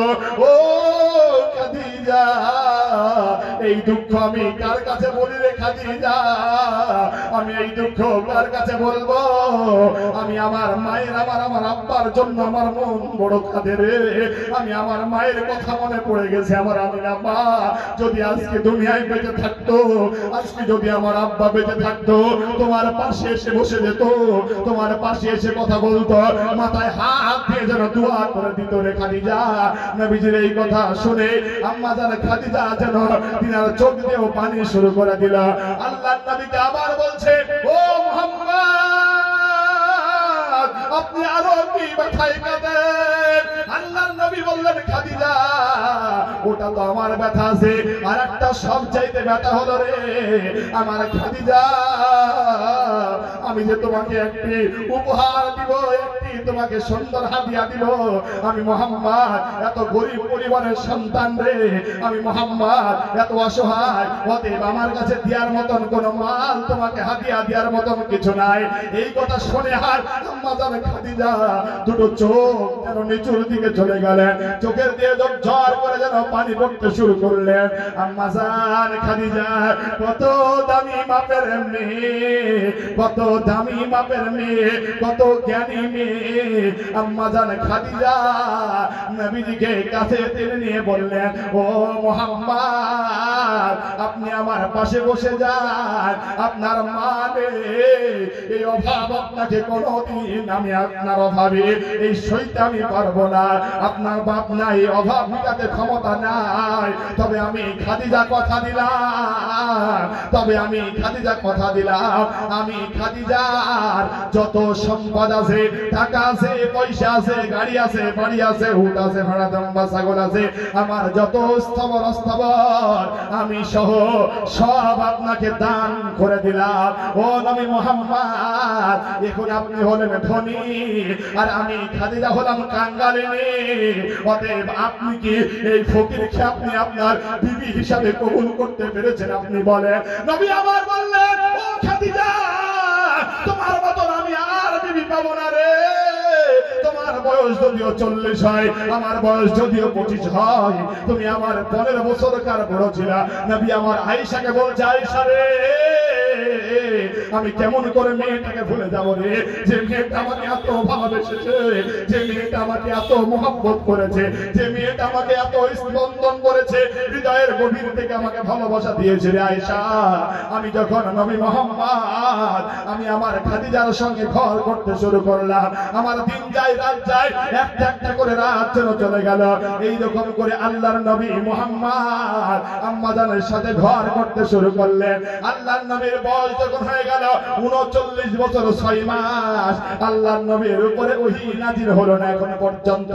আল্লাহর নবী বড় ক্লান্ত হয়ে গেলেন, আল্লাহর নবী বড় চিন্তায় পড়ে গেলেন।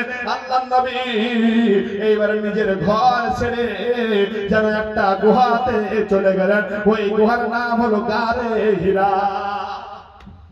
বলেন কি গুহার নাম? গারে হীরা। এই গুহার ভিতরে আম্মা জান খাদিজা রাদিয়াল্লাহু তাআলা আনহা, লক্ষ্য করুন মক্কায় আল্লাহর নবীর কাবায় আছে। এখানে কেউ হাজী সাহেব আছেন যারা হজে গিয়েছেন? এরকম লোক আছেন? মাশাআল্লাহ। তা বলেন চাচা আল্লাহর নবীর ঘর দেখেছেন? আল্লাহর নবীর ঘর হলো কাবা শরীফের একবারে পাশে। আমরা গিয়েছিলাম, আল্লাহর নবীর ঘর কাবার পাশে, তার পাশে হলো নবীর ঘর এবং কাবার মাঝখানে আবু জেহেলের বাড়ি। আর আবু জেহেলের বাড়ি আর আল্লাহর নবীর ঘর থেকে 2 কিলোমিটার হেঁটে 1000 মিটার উচ্চতা সেই গারে হীরা নামক সেই পাহাড়। এখন যদি যায় হাজিরা 2 ঘন্টা সময় লাগে উঠতে। সৌদির বাচ্চা সিঁড়ি করে দিয়েছে, অসুবিধা হয় না, কিন্তু সেই জামানায় কোনো সিঁড়ি ছিল না। সেই জামানায় সিঁড়ি ছিল। ভালোবাসা কাকে দেখেন বলি। এইবার লক্ষ্য করুন নবীর বয়স 39 বছর 6 মাস। কত বছর ভাই? 39 বছর 6 মাস। কোথায় গেলেন? গারে হীরাতে। তাই কবি বলছে, কোন বিরাগী মন দাসী হীরা গুহার মাঝে, তার বিরহে সকাল সাজে ছড়াই চোখের পানি। কোন বিরাগী মন দাসী হীরা গুহার মাঝে, তার বিরহে সকাল সাজে ঝরাই চোখের পানি। ওরে সাল্লা বাড়ি কিসের আশায়, ওরে সাল্লা বাড়ি কিসের আশায়, ভালোবাসা হীরা গুহায়। ওরে সাল্লা বাড়ি কিসের আশায়, ভালোবাসা হীরা গুহায়। সেই নবীর উপরে কোরআন নাজিল হলো, কোরআন তার উপরে নাজিল হলো। সেই কোরআনটা নাজিল হতে সময় লেগেছে কত বছর? লক্ষ্য করুন নবী এইবার হীরা গুহাতে নামাজরত অবস্থায় থাকে, আর আম্মা জান খাদিজা তখন তার বয়স ছিল 55 বছর। আম্মা জান খাদিজার বয়স, ও ভাই ভেবে দেখুন কত সেই মহিলা ধৈর্য মহিলা আম্মা জান খাদিজা নবীকে সকাল বেলায় খাবার দিয়ে আসতে, আবার সন্ধ্যা বেলায় খাবার জন্য বইয়ে দিয়ে আসতে, এইরকম করে সকাল বেলায় যেতে, আবার সকাল বেলা থেকে আবার যেন সন্ধ্যা বেলায় যেতেন, দুইবার যেতেন, দুইবার নামতেন সেই পাহাড়ে। আল্লাহর নবীকে কত ভালোবাসা বেসেছে। একদিন আম্মা জান খাদিজা আল্লাহর নবীর কাছে খাবার বাটিতে করে নিয়ে আসে। আল্লাহ তাআলা আসমান থেকে জিবরিলকে বলছে, ও জিবরাইল তুমি যাও, আমি আল্লাহ পৃথিবীতে কাউকে সালাম দিই না রে, আমি আল্লাহ কোন মানুষকে সালাম দিই নাই নবী ছাড়া, তবে আমার খাদিজার উপরে আমি এত খুশি, আমি এত খুশি রে। যা রে যা জিবরিল যা, আমার নবীকে যে বলবি আমি আল্লাহ স্বয়ং ওই খাদিজাকে সালাম দিয়েছি রে, আমি আল্লাহ খাদিজাকে যেন সালাম প্রদান করে দিয়েছে। আম্মা জান খাদিজা নবীর সামনে এসে আল্লাহ নবীকে খাবার জন্য খুলে খুলে দেয়। নবী আমার খাদিজার দিকে তাকায় আর মিসকি মিসকি হাসে, বলে ও খাদিজা তোমার কত ভাগ্য ভালো গো, আল্লাহ তোমাকে আসমান থেকে সালাম দিয়েছে, জিবরাইল আমিন তোমাকে সালাম দিয়েছে। খাদিজা টুকরে কেটে বললেন, নবীজি গো আমার এত ভাগ্য যে আমাকে আমার আল্লাহ সালাম দিয়েছে, আমি সালামের জবাব দিতে পারবো না, আপনি সালামের জবাবটা দিয়ে দেন। ইনি হলেন আম্মা জান খাদিজা। নবীর উপরে ওহী নাযিল হয়ে গেল, ইকরা বিসমি রাব্বিকাল্লাযী খলাক, খলাকাল ইনসানা মিন আলাক, ইকরা ওয়া রাব্বুকাল আকরাম। পাঁচটা আয়াত নাযিল হয়ে গেল। আল্লাহর নবী বাড়িতে চলে গেলেন, থরথর করে কাঁপছে, থরথর করে কাঁপছে। আল্লাহর নবী ঘরে থেকে যে রওনা দিলেন গুহা থেকে বাড়ির ভিতরে, আল্লাহর নবী বলছেন, ইয়া খাদিজা জাম্মিলুনি জাম্মিলুনি, আমাকে ধরো, আমাকে ধরো, আগলে ধরো রে খাদিজা, আমার গায়ে জ্বর এসে পড়েছে রে। বলে ইয়া রাসূলুল্লাহ কি হয়েছে আপনার? বলে আসমান থেকে একটা ফেরেশতা আমার কাছে এসে পাঁচটা আয়াত নাযিল করে দিল, আমার সিনার সাথে সিনা চেপে ধরেছে। ও আমার নবী গো, আপনি এই পাঁচটা আয়াত মুখস্থ করে নেন। আল্লাহর নবীকে এই পাঁচটা আয়াত সিনার ভিতরে যখন দিয়ে দিল, আল্লাহর নবী দিয়ে চলে আসলেন আম্মা জান খাদিজাকে। বিরাট ঘটনা ভাই জানাবার, ওরাকা বিন নওফালের কাছে আম্মা জান খাদিজা নিয়ে চলে গেলেন। ওরাকা বিন নওফাল বলে, ও খাদিজা তোমার ভয় নেই, তোমার চিন্তা নেই, এই মুহাম্মাদের কাছে যে এসেছিল এই ফেরেশতা নবী মুসার কাছে এসেছিল, অতএব আজকে থেকে মুহাম্মদ শুধু মুহাম্মদ নয়, আজকে থেকে মুহাম্মদুর রাসূলুল্লাহ হয়ে গেলেন, আজকে থেকে নবী হয়ে গেলেন। আম্মা জান খাদিজা সম্পর্কে আম্মা জান আয়েশাকে বলছে আল্লাহর নবী, ওরে আয়েশা আমার খাদিজা কত মহিলা ছিল রে, আমি যখন নবী হয়ে গেলাম আমার আল্লাহ তাআলা বললেন, ইয়া মুসাম্মিল কুমবি ইয়া মুসাম্মিল, হে চাদর আবৃত্তি করে, হে আমার নবী উঠে পড়ো, রাত্রি বেলায় উঠে পড়ো, তাহাজ্জুদ পড়ো, তাহাজ্জুদ পড়ো, হে আমার নবী মানুষের দ্বারে দ্বারে দাওয়াত পৌঁছে দাও, হে আমার নবী মানুষের ঘরের দরবারে তুমি চলে যাও, মানুষকে নামাজের জন্য দাওয়াত দাও। আম্মা জান খাদিজা তখন নবীজির বয়স ছিল কত? নবীর বয়স ছিল তখন 40, আম্মা জান খাদিজার বয়স ছিল তখন 55 বছর। আম্মা জান খাদিজা আল্লাহর নবী যখন দাওয়াত দেওয়ার জন্য বাড়িতে চলে যেতেন, বাড়ি থেকে রাতে চলে যেতেন, আল্লাহর নবী যখন মানুষকে গোপনে গোপনে দাওয়াত দিতেন, গভীর রাতে যখন বাড়িতে ফিরতেন, আম্মা জান খাদিজা একবার নবী আমার এইরকম করে দরজায় যেন টোকা মারার পরে আম্মা জান খাদিজা দরজাটা এইরকম করে খুলে দিয়ে চলে আসতেন। জিজ্ঞেস করে, ও খাদিজা তুমি কি রাতে ঘুমাও না? আম্মা জান খাদিজা বলেন, ও নবী আপনি বাড়ি থেকে বেরে চলে যাবেন, আপনার মা নাই, আপনার আব্বা নাই, দুনিয়াতে আপনার ভাই নাই যে ভাইয়ের পাশে দাঁড়াবে, আপনার কেউ দুনিয়াতে আপন বলে কেউ নাই। আমি খাদিজা যদি ঘুমিয়ে যাই আর আপনার বাড়ির পাশে আবু জেহেল বেঈমান আছে, রাত্রি বেলায় যদি আপনার উপরে নির্যাতন চালায় নবী গো, কে শালা কে বাধা সইতে পারে? ওগো নবী আপনি যখন থেকে বেরিয়ে পড়েছেন আমি তখন থেকে ওই জানালাতে আমি আমার দরজাতে পিঠটা লাগিয়ে দিয়েছি নবী আমার। আপনি যখন বাড়ি থেকে বেরিয়ে গিয়েছেন আমি পেটটা লাগিয়ে দিয়ে বলেছি নবী গো আপনি একবার যদি এসে যান আর আপনি একবার যদি আওয়াজ দেন আর আমি খাদিজা সাথে সাথে দরজা খুলে দেই। ওগো নবী আপনাকে কেউ মারবে, আপনাকে কেউ গালি দেয়, আপনার এই জমিনে আপন বলতে কেউ নাই। দিনের কথা আপনি মানুষকে বলেন, ইসলামের কথা আপনি মানুষকে বলেন। এই করতে করতে আল্লাহর নবীর বয়স হয়ে গেল 45 আর আম্মা জানা খাদিজার বয়স হয়ে গেল 60 বছর বয়স। আল্লাহর নবী বলছে ওরে আয়েশা আমি কি করে ভুলে যাই ওই মেয়েটা আমাকে এত ভালোবেসেছে রে, আমি কি করে ভুলে যাই আমার মেয়েটা আমাকে এত মোহাব্বত করেছে, হৃদয়ে ভালোবেসেছে রে আয়েশা।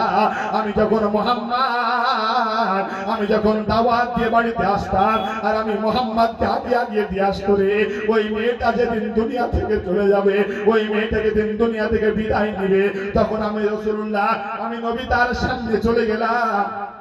আর নবীজি আম্মা জান খাদিজার সামনে এসে বলছে ওগো নবী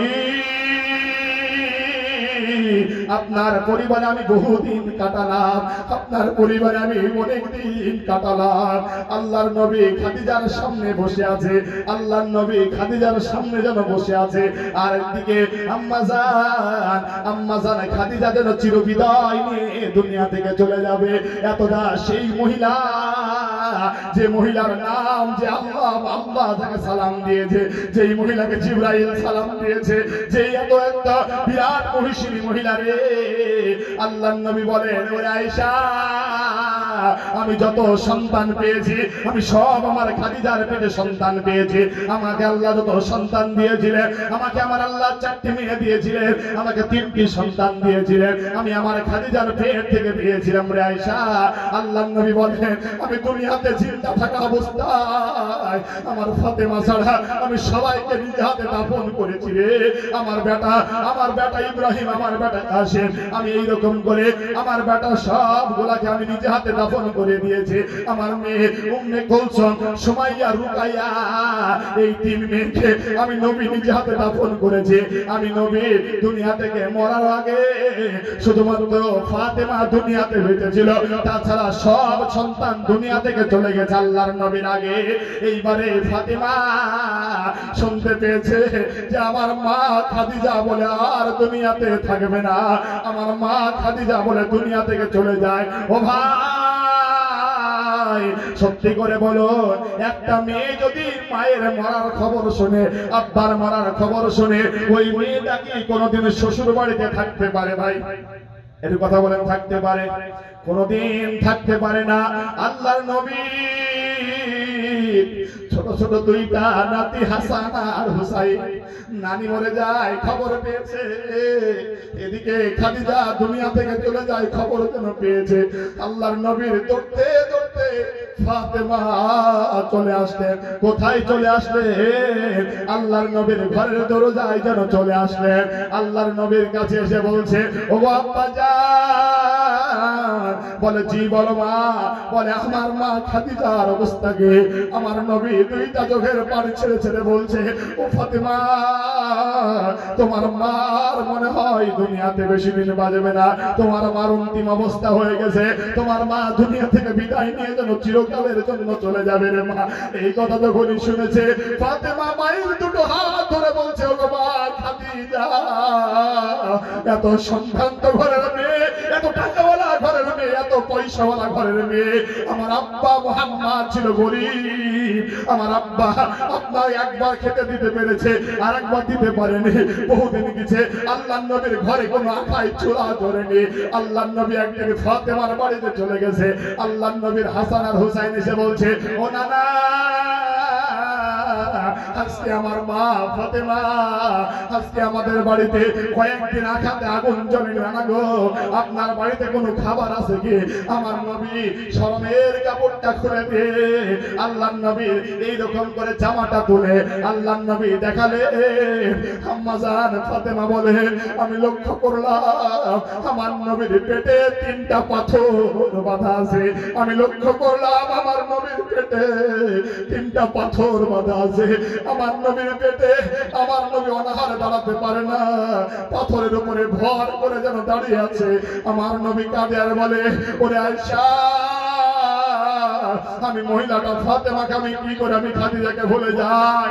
শুধু তাই নয়, শুধু তাই নয়, আমাকে সবাই যেদিন ছেড়ে দিয়েছিল, আমার আপন আমার চাচা, আমার আপন চাচা আবু তালিব যেদিন আমাকে ছেড়ে দুনিয়া থেকে চলে গিয়েছিল, ওই দিন আমার পাশে দাঁড়িয়েছিল আমার খাদিজা রে। আমি তাকে একদিনেও ভালো করে খেতে দিতে পারিনি, আমি একদিনেও তাকে ভালো করে সংসার করাতে পারিনি রে। তারপরেও মেয়েটা কোনোদিন অভিযোগ করেনি, কোনোদিন মেয়েটা আমার বিরুদ্ধে চরণ করেনি, কোনোদিন মেয়েটা আমার পক্ষে, কোনোদিন মেয়েটা পাশের বাড়িতে যেয়ে বলেনি যে মোহাম্মদ আমাকে খেতে দিতে পারেনি। এই কথা আমার খাদিজা কোনোদিন মানুষকে বলেনি। ওরে মা ফাতিমা, আজকে তোমার আব্বা আমি মোহাম্মদ, তোমার মা হারা ব্যথা আমি কি করে সইব রে। তুমি তো এতিম হয়ে গেলে, কিন্তু আমি ফাতেমা, আমি মোহাম্মদ আজকে আমার জীবন সঙ্গীটাকে চিরতরে হারানোর পথে চলে যাবে। আমি এই খাদিজাকে কি করে ভুলে যাই। ভাইজান, আপনি একটু লক্ষ্য করুন, মন থেকে একটু ওই চিন্তা করেন, ওই আসমানের জমিনে কত কি চিন্তা ভাবনা হয়েছে যে নবীর সামনে নবীর বিবি খাদিজা দুনিয়া থেকে চলে যায়, তার পাশেই বসে আছে ফাতেমা, নবীজিকে এইরকম করে যেন আগলে ধরে রেখেছে। আল্লাহর নবী বলতে শুরু করলেন, ও ফাতেমা, পৃথিবীর কোন শক্তি নাই মওত থেকে কেউ বাঁচতে পারবে।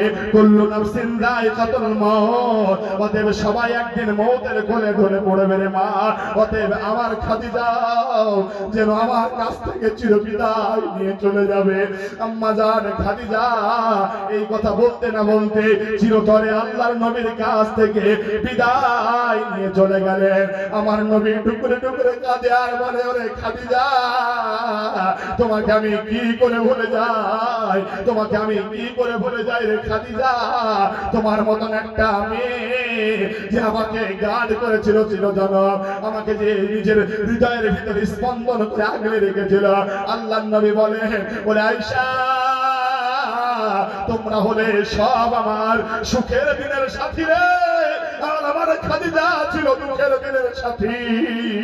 আমার পাশে কেউ ছিল না, ওই দিন আমার খাদিজা আমাকে আগলে রেখেছিল রে, বুকের ভিতরে আগলে রেখেছিল।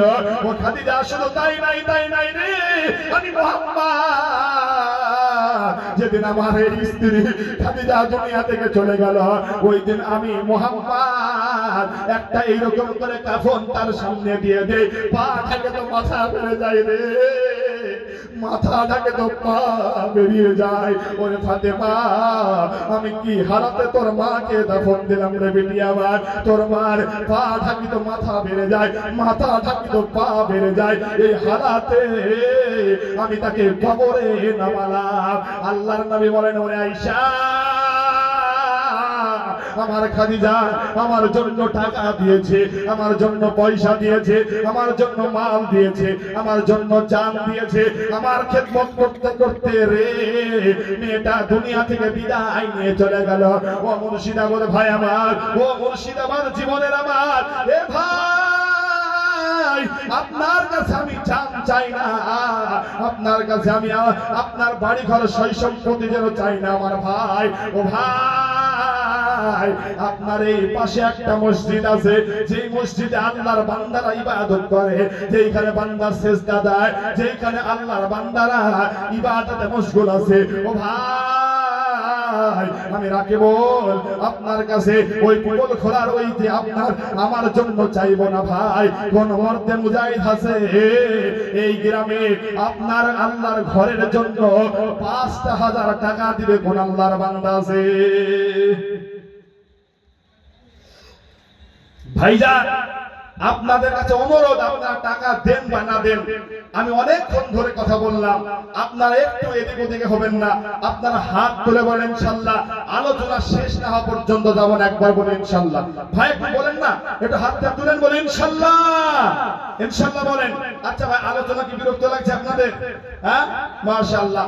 এইবারে দেখেন, আপনার কাছে আমি মাত্র ৫,০০০ টাকা চেয়েছি এই মসজিদের জন্য। আমাকে বলেছে ভাইরা যে একটু মসজিদের জন্য মানুষের কাছে চাইবেন। ভাই, আপনার কাছে এত বড় এলাকায়, নিশ্চিন্তপুর এলাকায়, এইখানে যে মুসলমান ভাই আছে সবাই পরিচিত আমার। অতএব আমরা মুসলমান, আমি দেখতে চাই কোন মর্দে মুজাহিদ, কোন আল্লাহর বান্দা বলবে ও ভাই আমার ঘর পাকা, আমার বাড়ি পাকা, আমার বাথরুম পায়খানাতে টাইলস বসানো আছে, ভাই আমি আল্লাহর ঘরে ৫,০০০ টাকা দিব। আমি লক্ষ টাকা বলিনি, ১০০ টাকা বলিনি, ১০,০০০, ২০,০০০ বলিনি, আমি মাত্র ৫,০০০ টাকা চেয়েছি। কোন আল্লাহর বান্দা আছে একবার আপনারা দিয়ে যাবে? আমি দেখতে চাই ভাই, বলেন তো, আপনি যদি দুনিয়া থেকে চলে যাই, পৃথিবীতে কিছু নিয়ে যাব ভাই? বলেন, কথা বলেন, নিয়ে যাব? আমরা নিয়ে যাব না, কারণ দুনিয়াতে আমরা এসেছিলাম একা, চলে যাব একা, কিছু নিয়ে আসেনি, নিয়েও যাব না। অতএব এই ভাইদেরকে আমি বলবো যে ভাই, এই গ্রামের মানুষ আপনার মসজিদে আল্লাহ রাসূল বলছেন, ভাই আমি বলবো প্রয়োজন ছাড়া কেউ উঠবেন না। ভাই অনেক টাকা, অনেক পয়সা আপনারা অনেক জায়গায় দিয়েছেন আল্লাহর ঘর মসজিদের জন্য। আল্লাহ রাসূল হাদিসে বলেছে, মান বানা লিল্লাহি মাসজিদান বানাল্লাহু লাহু বাইতান ফিল জান্নাহ। আল্লাহর ঘরে যারা দান করবে, তারা এই জমিনে আল্লাহর ঘর যারা নির্মাণ করবে, আল্লাহ তার জন্য জান্নাতে ঘর নির্মাণ করবে। একবার বলুন সুবহানাল্লাহ। অতএব ভাই, আপনার কাছে অনুরোধ, আপনার কাছে আমি বেশি চাইবো না ভাই, মাত্র ৫,০০০ টাকা চেয়েছে। কোন আল্লাহর বান্দা এসে বলবে, ও রাকিবুল ভাই, আমার মা দুনিয়া থেকে চলে গেছে, আমার আব্বা দুনিয়া থেকে চলে গেছে, বাড়ি রেখে গেছে, গাড়ি রেখে গেছে, সয় সম্পত্তি সব রেখে গেছে, ছোট্ট নীরব নগরী কঠিন কবর নামক দেশে আমার আব্বা শহীদ আছে ভাই। অতএব আমি আমার আব্বার নামে, আমি আমার মায়ের নামে ৫,০০০ টাকা দিলাম। এইরকম কোন ভাই কে আছে এই গ্রামে? আমি দেখতে চাই। কোন ভাই আছে নাকি যে মাত্র ৫,০০০ টাকা আবদার করেছে? ভাই গো, বেশি কথা বলেনি, যে আগে থেকে দিবে সে অনেক সওয়াবের অধিকারী হবে। ভাই আমি আবদার রাখলাম ভাই,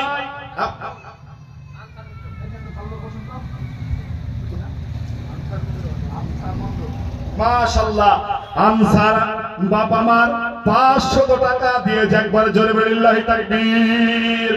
ভাই আমার আব্বা জান বলছে, বাবারে অনেক টাকা অনেক দিকে চলে গেছে, আমার কাছে ৫,০০০ নাই, তবে ৫০০ টাকা আছে।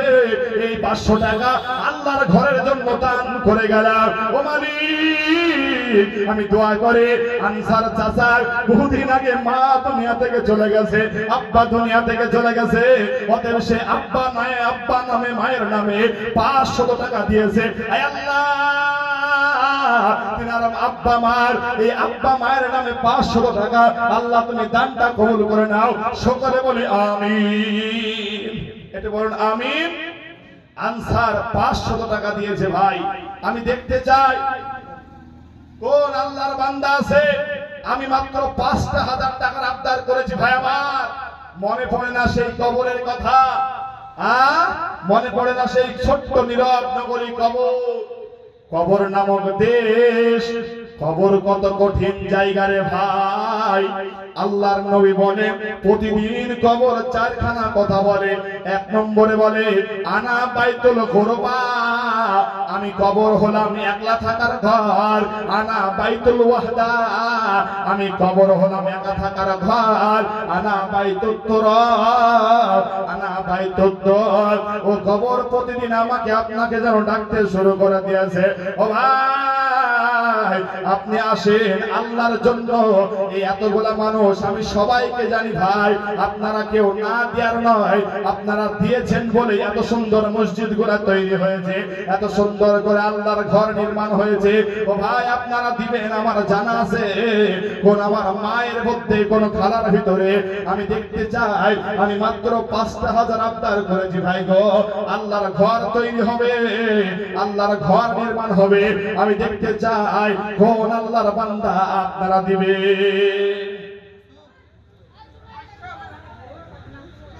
এখানে একটা লোক নাই গো, এখানে একটা কমিটির লোক আসলে জোয়ান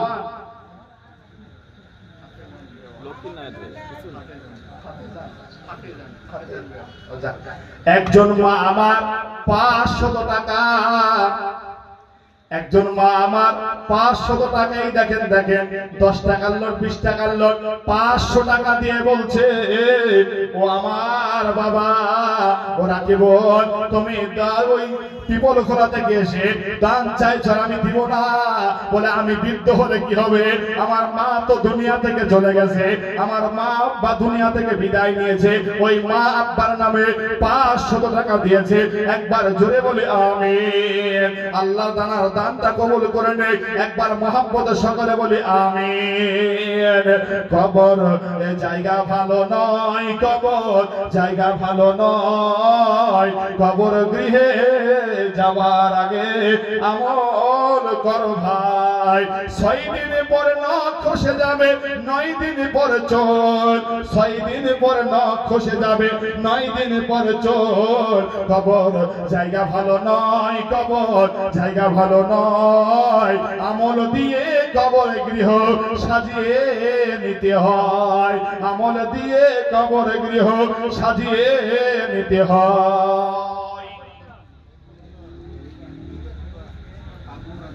আপনাদের কাছে আমার অনুরোধ ভাই, আপনারা কেউ বিরক্ত হবেন না, আমার পরে হাফেজ কারি মাওলানা মুফতি পলাশের উমরি সাহেব আছে, আপনাদের সম্মুখে তিনি গুরুত্বপূর্ণ আলোচনা রাখবে।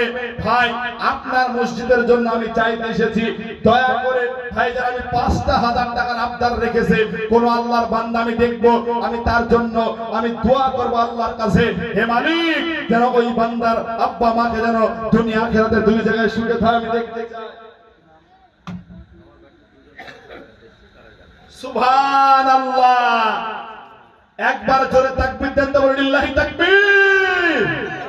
এই দেখেন এই চাচা বলছে যে আমার বাড়িতে 2টা মেয়ে বেড়াতে এসে বলছে 600 টাকা দিয়েছে, বলছে নিশ্চিন্তপুর লোকেরা টাকা দিতে পারবে না, তো দুর্নাম হবে বক্তা বারবার টাকা টাকা করে আমরাই দিই।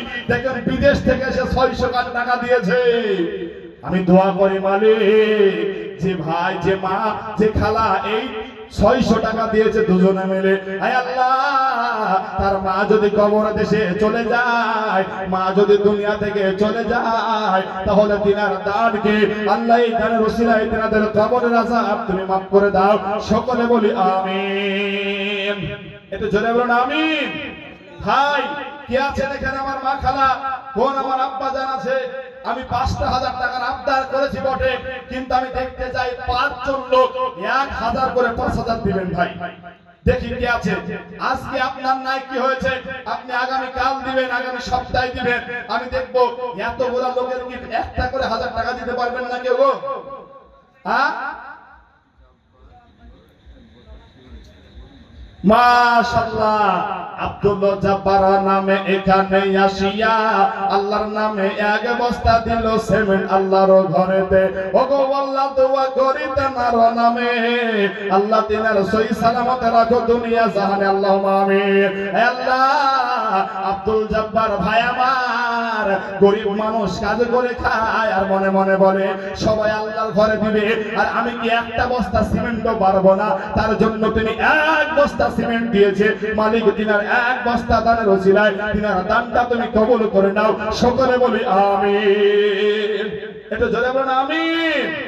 ভাই একটু আগে তাড়াতাড়ি একটু আসেন ভাই, আমি 5 জন লোক 1,000 করে চেয়েছি ভাই। আপনারা কেন মুখ খুলছেন না কেন? আপনারা কি আমার উপরে কেউ রাগ করেছেন? রাগ করেছেন নাকি আমার উপরে কেউ? হ্যাঁ আমি কিন্তু কারো অন্যায় করিনি ভাই, অন্যায় করলে মাফ করে দিবেন। মাশাআল্লাহ আপনি একটু বসেন। আলহামদুলিল্লাহ, জালালউদ্দিন ভাই আমার এক বস্তা সিমেন্ট দান করেছে। আল্লাহ তিনার দানটা কবুল করে নাও, সকলে বলি আমিন। একটু বলুন না আমিন, একটু জোরে বলুন আমিন। থাকিব কেমন আধারে কঠিন কবরে,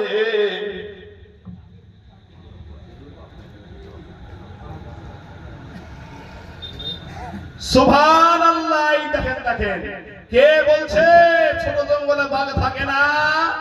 বশিরুল ভাই আমার ৫,০০০ টাকা জোরে লিল্লাহি তাকবীর, একটু জোরে বলেন লিল্লাহি তাকবীর। তিনার স্ত্রী আরো ১,০০০, মোট ৬,০০০ টাকার দাতা। আল্লাহ তিনার দান কবুল করুক, সকলে বলে আমিন। বশিরুল ভাই আমার এ কথাই বলছিল, ছিল কিনা ছিল দেখো দানে বোঝা গেল। বশিরুল ভাই আমার বলছে ও রাকিবুল ভাই, সবাই বলছেন ৫,০০০ টাকাই তো চেয়েছেন, কত টাকা ডাক্তারকে দিলাম, কত টাকা জরিমানা দিলাম, কত টাকা পুলিশকে দিলাম, ৫,০০০ টাকা আল্লাহর ঘরে দিব তো কি হয়েছে? তার জন্য তিনি দৌড়ে এসে বলছেন ও ভাই ৫,০০০ টাকা আমি আল্লাহর ঘর মসজিদে দিলাম। শুধু উনি নয়, ওনার স্ত্রী বলছে তুমি শুধু একলা জান্নাতে যাবা, আমি কি জান্নাতে যাব না? অতএব তিনার স্ত্রীও দিয়েছে ১,০০০, মোট ৬,০০০ টাকা। আল্লাহ বাপ মায়ের জন্য দোয়া চেয়েছে। আয় আল্লাহ, বাপ মা যে কত মধুর, বাপ মা যে কত দামি ভাই। যার আব্বা মা বেঁচে নাই সে বুঝে বাপ মা কাকে বলে, যার আব্বা মা দুনিয়াতে বেঁচে আছে সে বুঝে আব্বা মা কাকে বলে। ভাই যা এই যে আমি রাখি বল শত শত জায়গায় জালসা করে যখন বাড়ি ফিরে যায়, কখনো রাত ১২টা বেজে যায়, কখনো রাত ১টা বেজে যায়, আর ঘরের দরজায় যে দেখে ওই মেয়েটা এখনো বসে আছে। কে তো ওটা হলো আমার গর্ভধারিণী মা, জেগে আছে। বারবার করে ফোন করে কোথা আছিস রে বাবা, কি খবর রে, কত দূর আসলে? এই মা যাদের দুনিয়া থেকে চলে গেছে, দুনিয়া খোঁজ দেওয়ার মাকে পাওয়া যাবে না। ও আল্লাহ, আমি দোয়া করে বাশিরুল ভাইয়ের আব্বা মা যেন কোথায় শুয়ে আছে রে আল্লাহ। আয় আল্লাহ, যোগ্য বাপের যোগ্য সন্তান, যোগ্য মায়ের যোগ্য সন্তান আল্লাহর ঘরের জন্য দান করেছে। আল্লাহ তিনার কবরের আযাব তুমি মাফ করো। সকলে জবান খুলে বলি আমিন।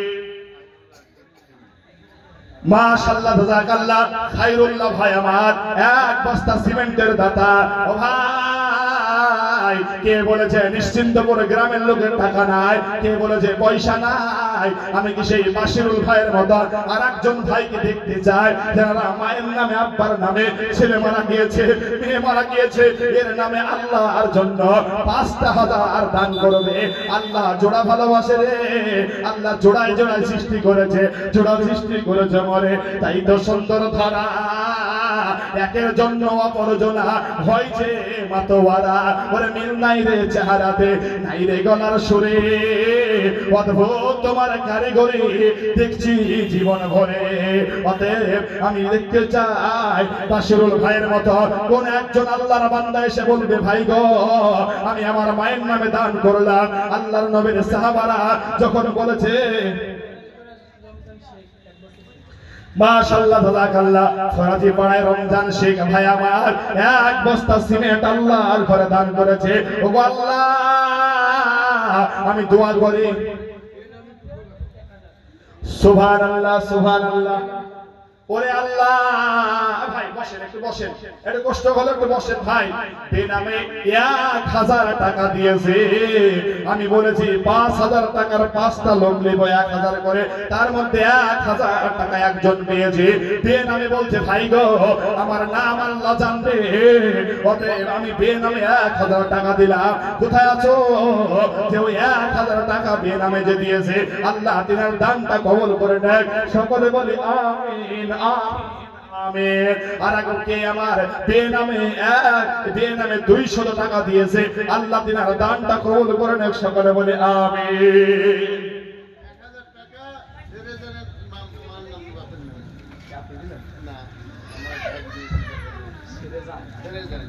সুবহানাল্লাহ সুবহানাল্লাহ। কে বলেছে মানুষ নাই? ভাই আপনি দিবেন না পকেটের টাকা, মানুষ দিয়ার লেগে বসে আছে। ছেড়ে জানের নামে এক ভাই আমার 1000 টাকা, আল্লাহ ওই ভাইয়ের দান তুমি কবুল করে নাও, সকলে বলে আমিন। এই দুনিয়া ছেড়ে চলে যেতে হবে, পড়ে রবে শূন্য দেহ মাটির উপর। আপন বলে কে আছে তোমার, আপন বলে কে আছে তোমার? ও ভাই রূপের গৌরব দেখাও, রূপের ঝংকার দেখাও, রূপের তুমি কত কিছু দেখাও, একদিন মারা গেলে মাটিতে রূপ পড়ে থাকবে। ওরে ভাঙলে পারে কাঁসা পিতল, ওরে ভাঙলে পারে কাঁসা পিতল, সেই রকম যৌবনের দশা। ওরে সোনা কাঁসার বদলা চলে, যৌবন বদলা চলে না। মানব দেহের গৌরব কইর না রে, মানব দেহের গৌরব কইর না। ও ভাই কি আছে? আমি 5,000 করে আমি 5 জন ব্যক্তি চেয়েছিলাম, আমি 2 জন ব্যক্তি পেয়েছি, এখনো 3 জন ব্যক্তি যদি পাই আমি খাস করে দোয়া করব। ভাই কোন আল্লাহর বান্দা আছে একটু তাড়াতাড়ি দিয়ে যাবে। আমি মা খালাদের কাছে আমি আবদার জানালাম। সুবহানাল্লাহ সুবহানাল্লাহ। বেনামে 50 টাকা দিয়েছে, বেনামে 30 টাকা দিয়েছে। বলছো ভাই আমার মনে পড়ে গেল কবর নামক জায়গার কথা, যেই জায়গাতে আপন পর কেউ নাই, কেউ চিনে না, ছোট্ট নীরব নগরে কবর দেশে যেতে হবে। আমি বাড়িতে যা এনেছিলাম তাই দিলাম। তাবিরন নামে দেখো এক মা আমার 50 দিল দেখো মসজিদে লাগিয়া। আল্লাহ দোয়া করে এই 50 টাকা তুমি কবুল আর মঞ্জুর করে নাও, সকলে বলি আমিন।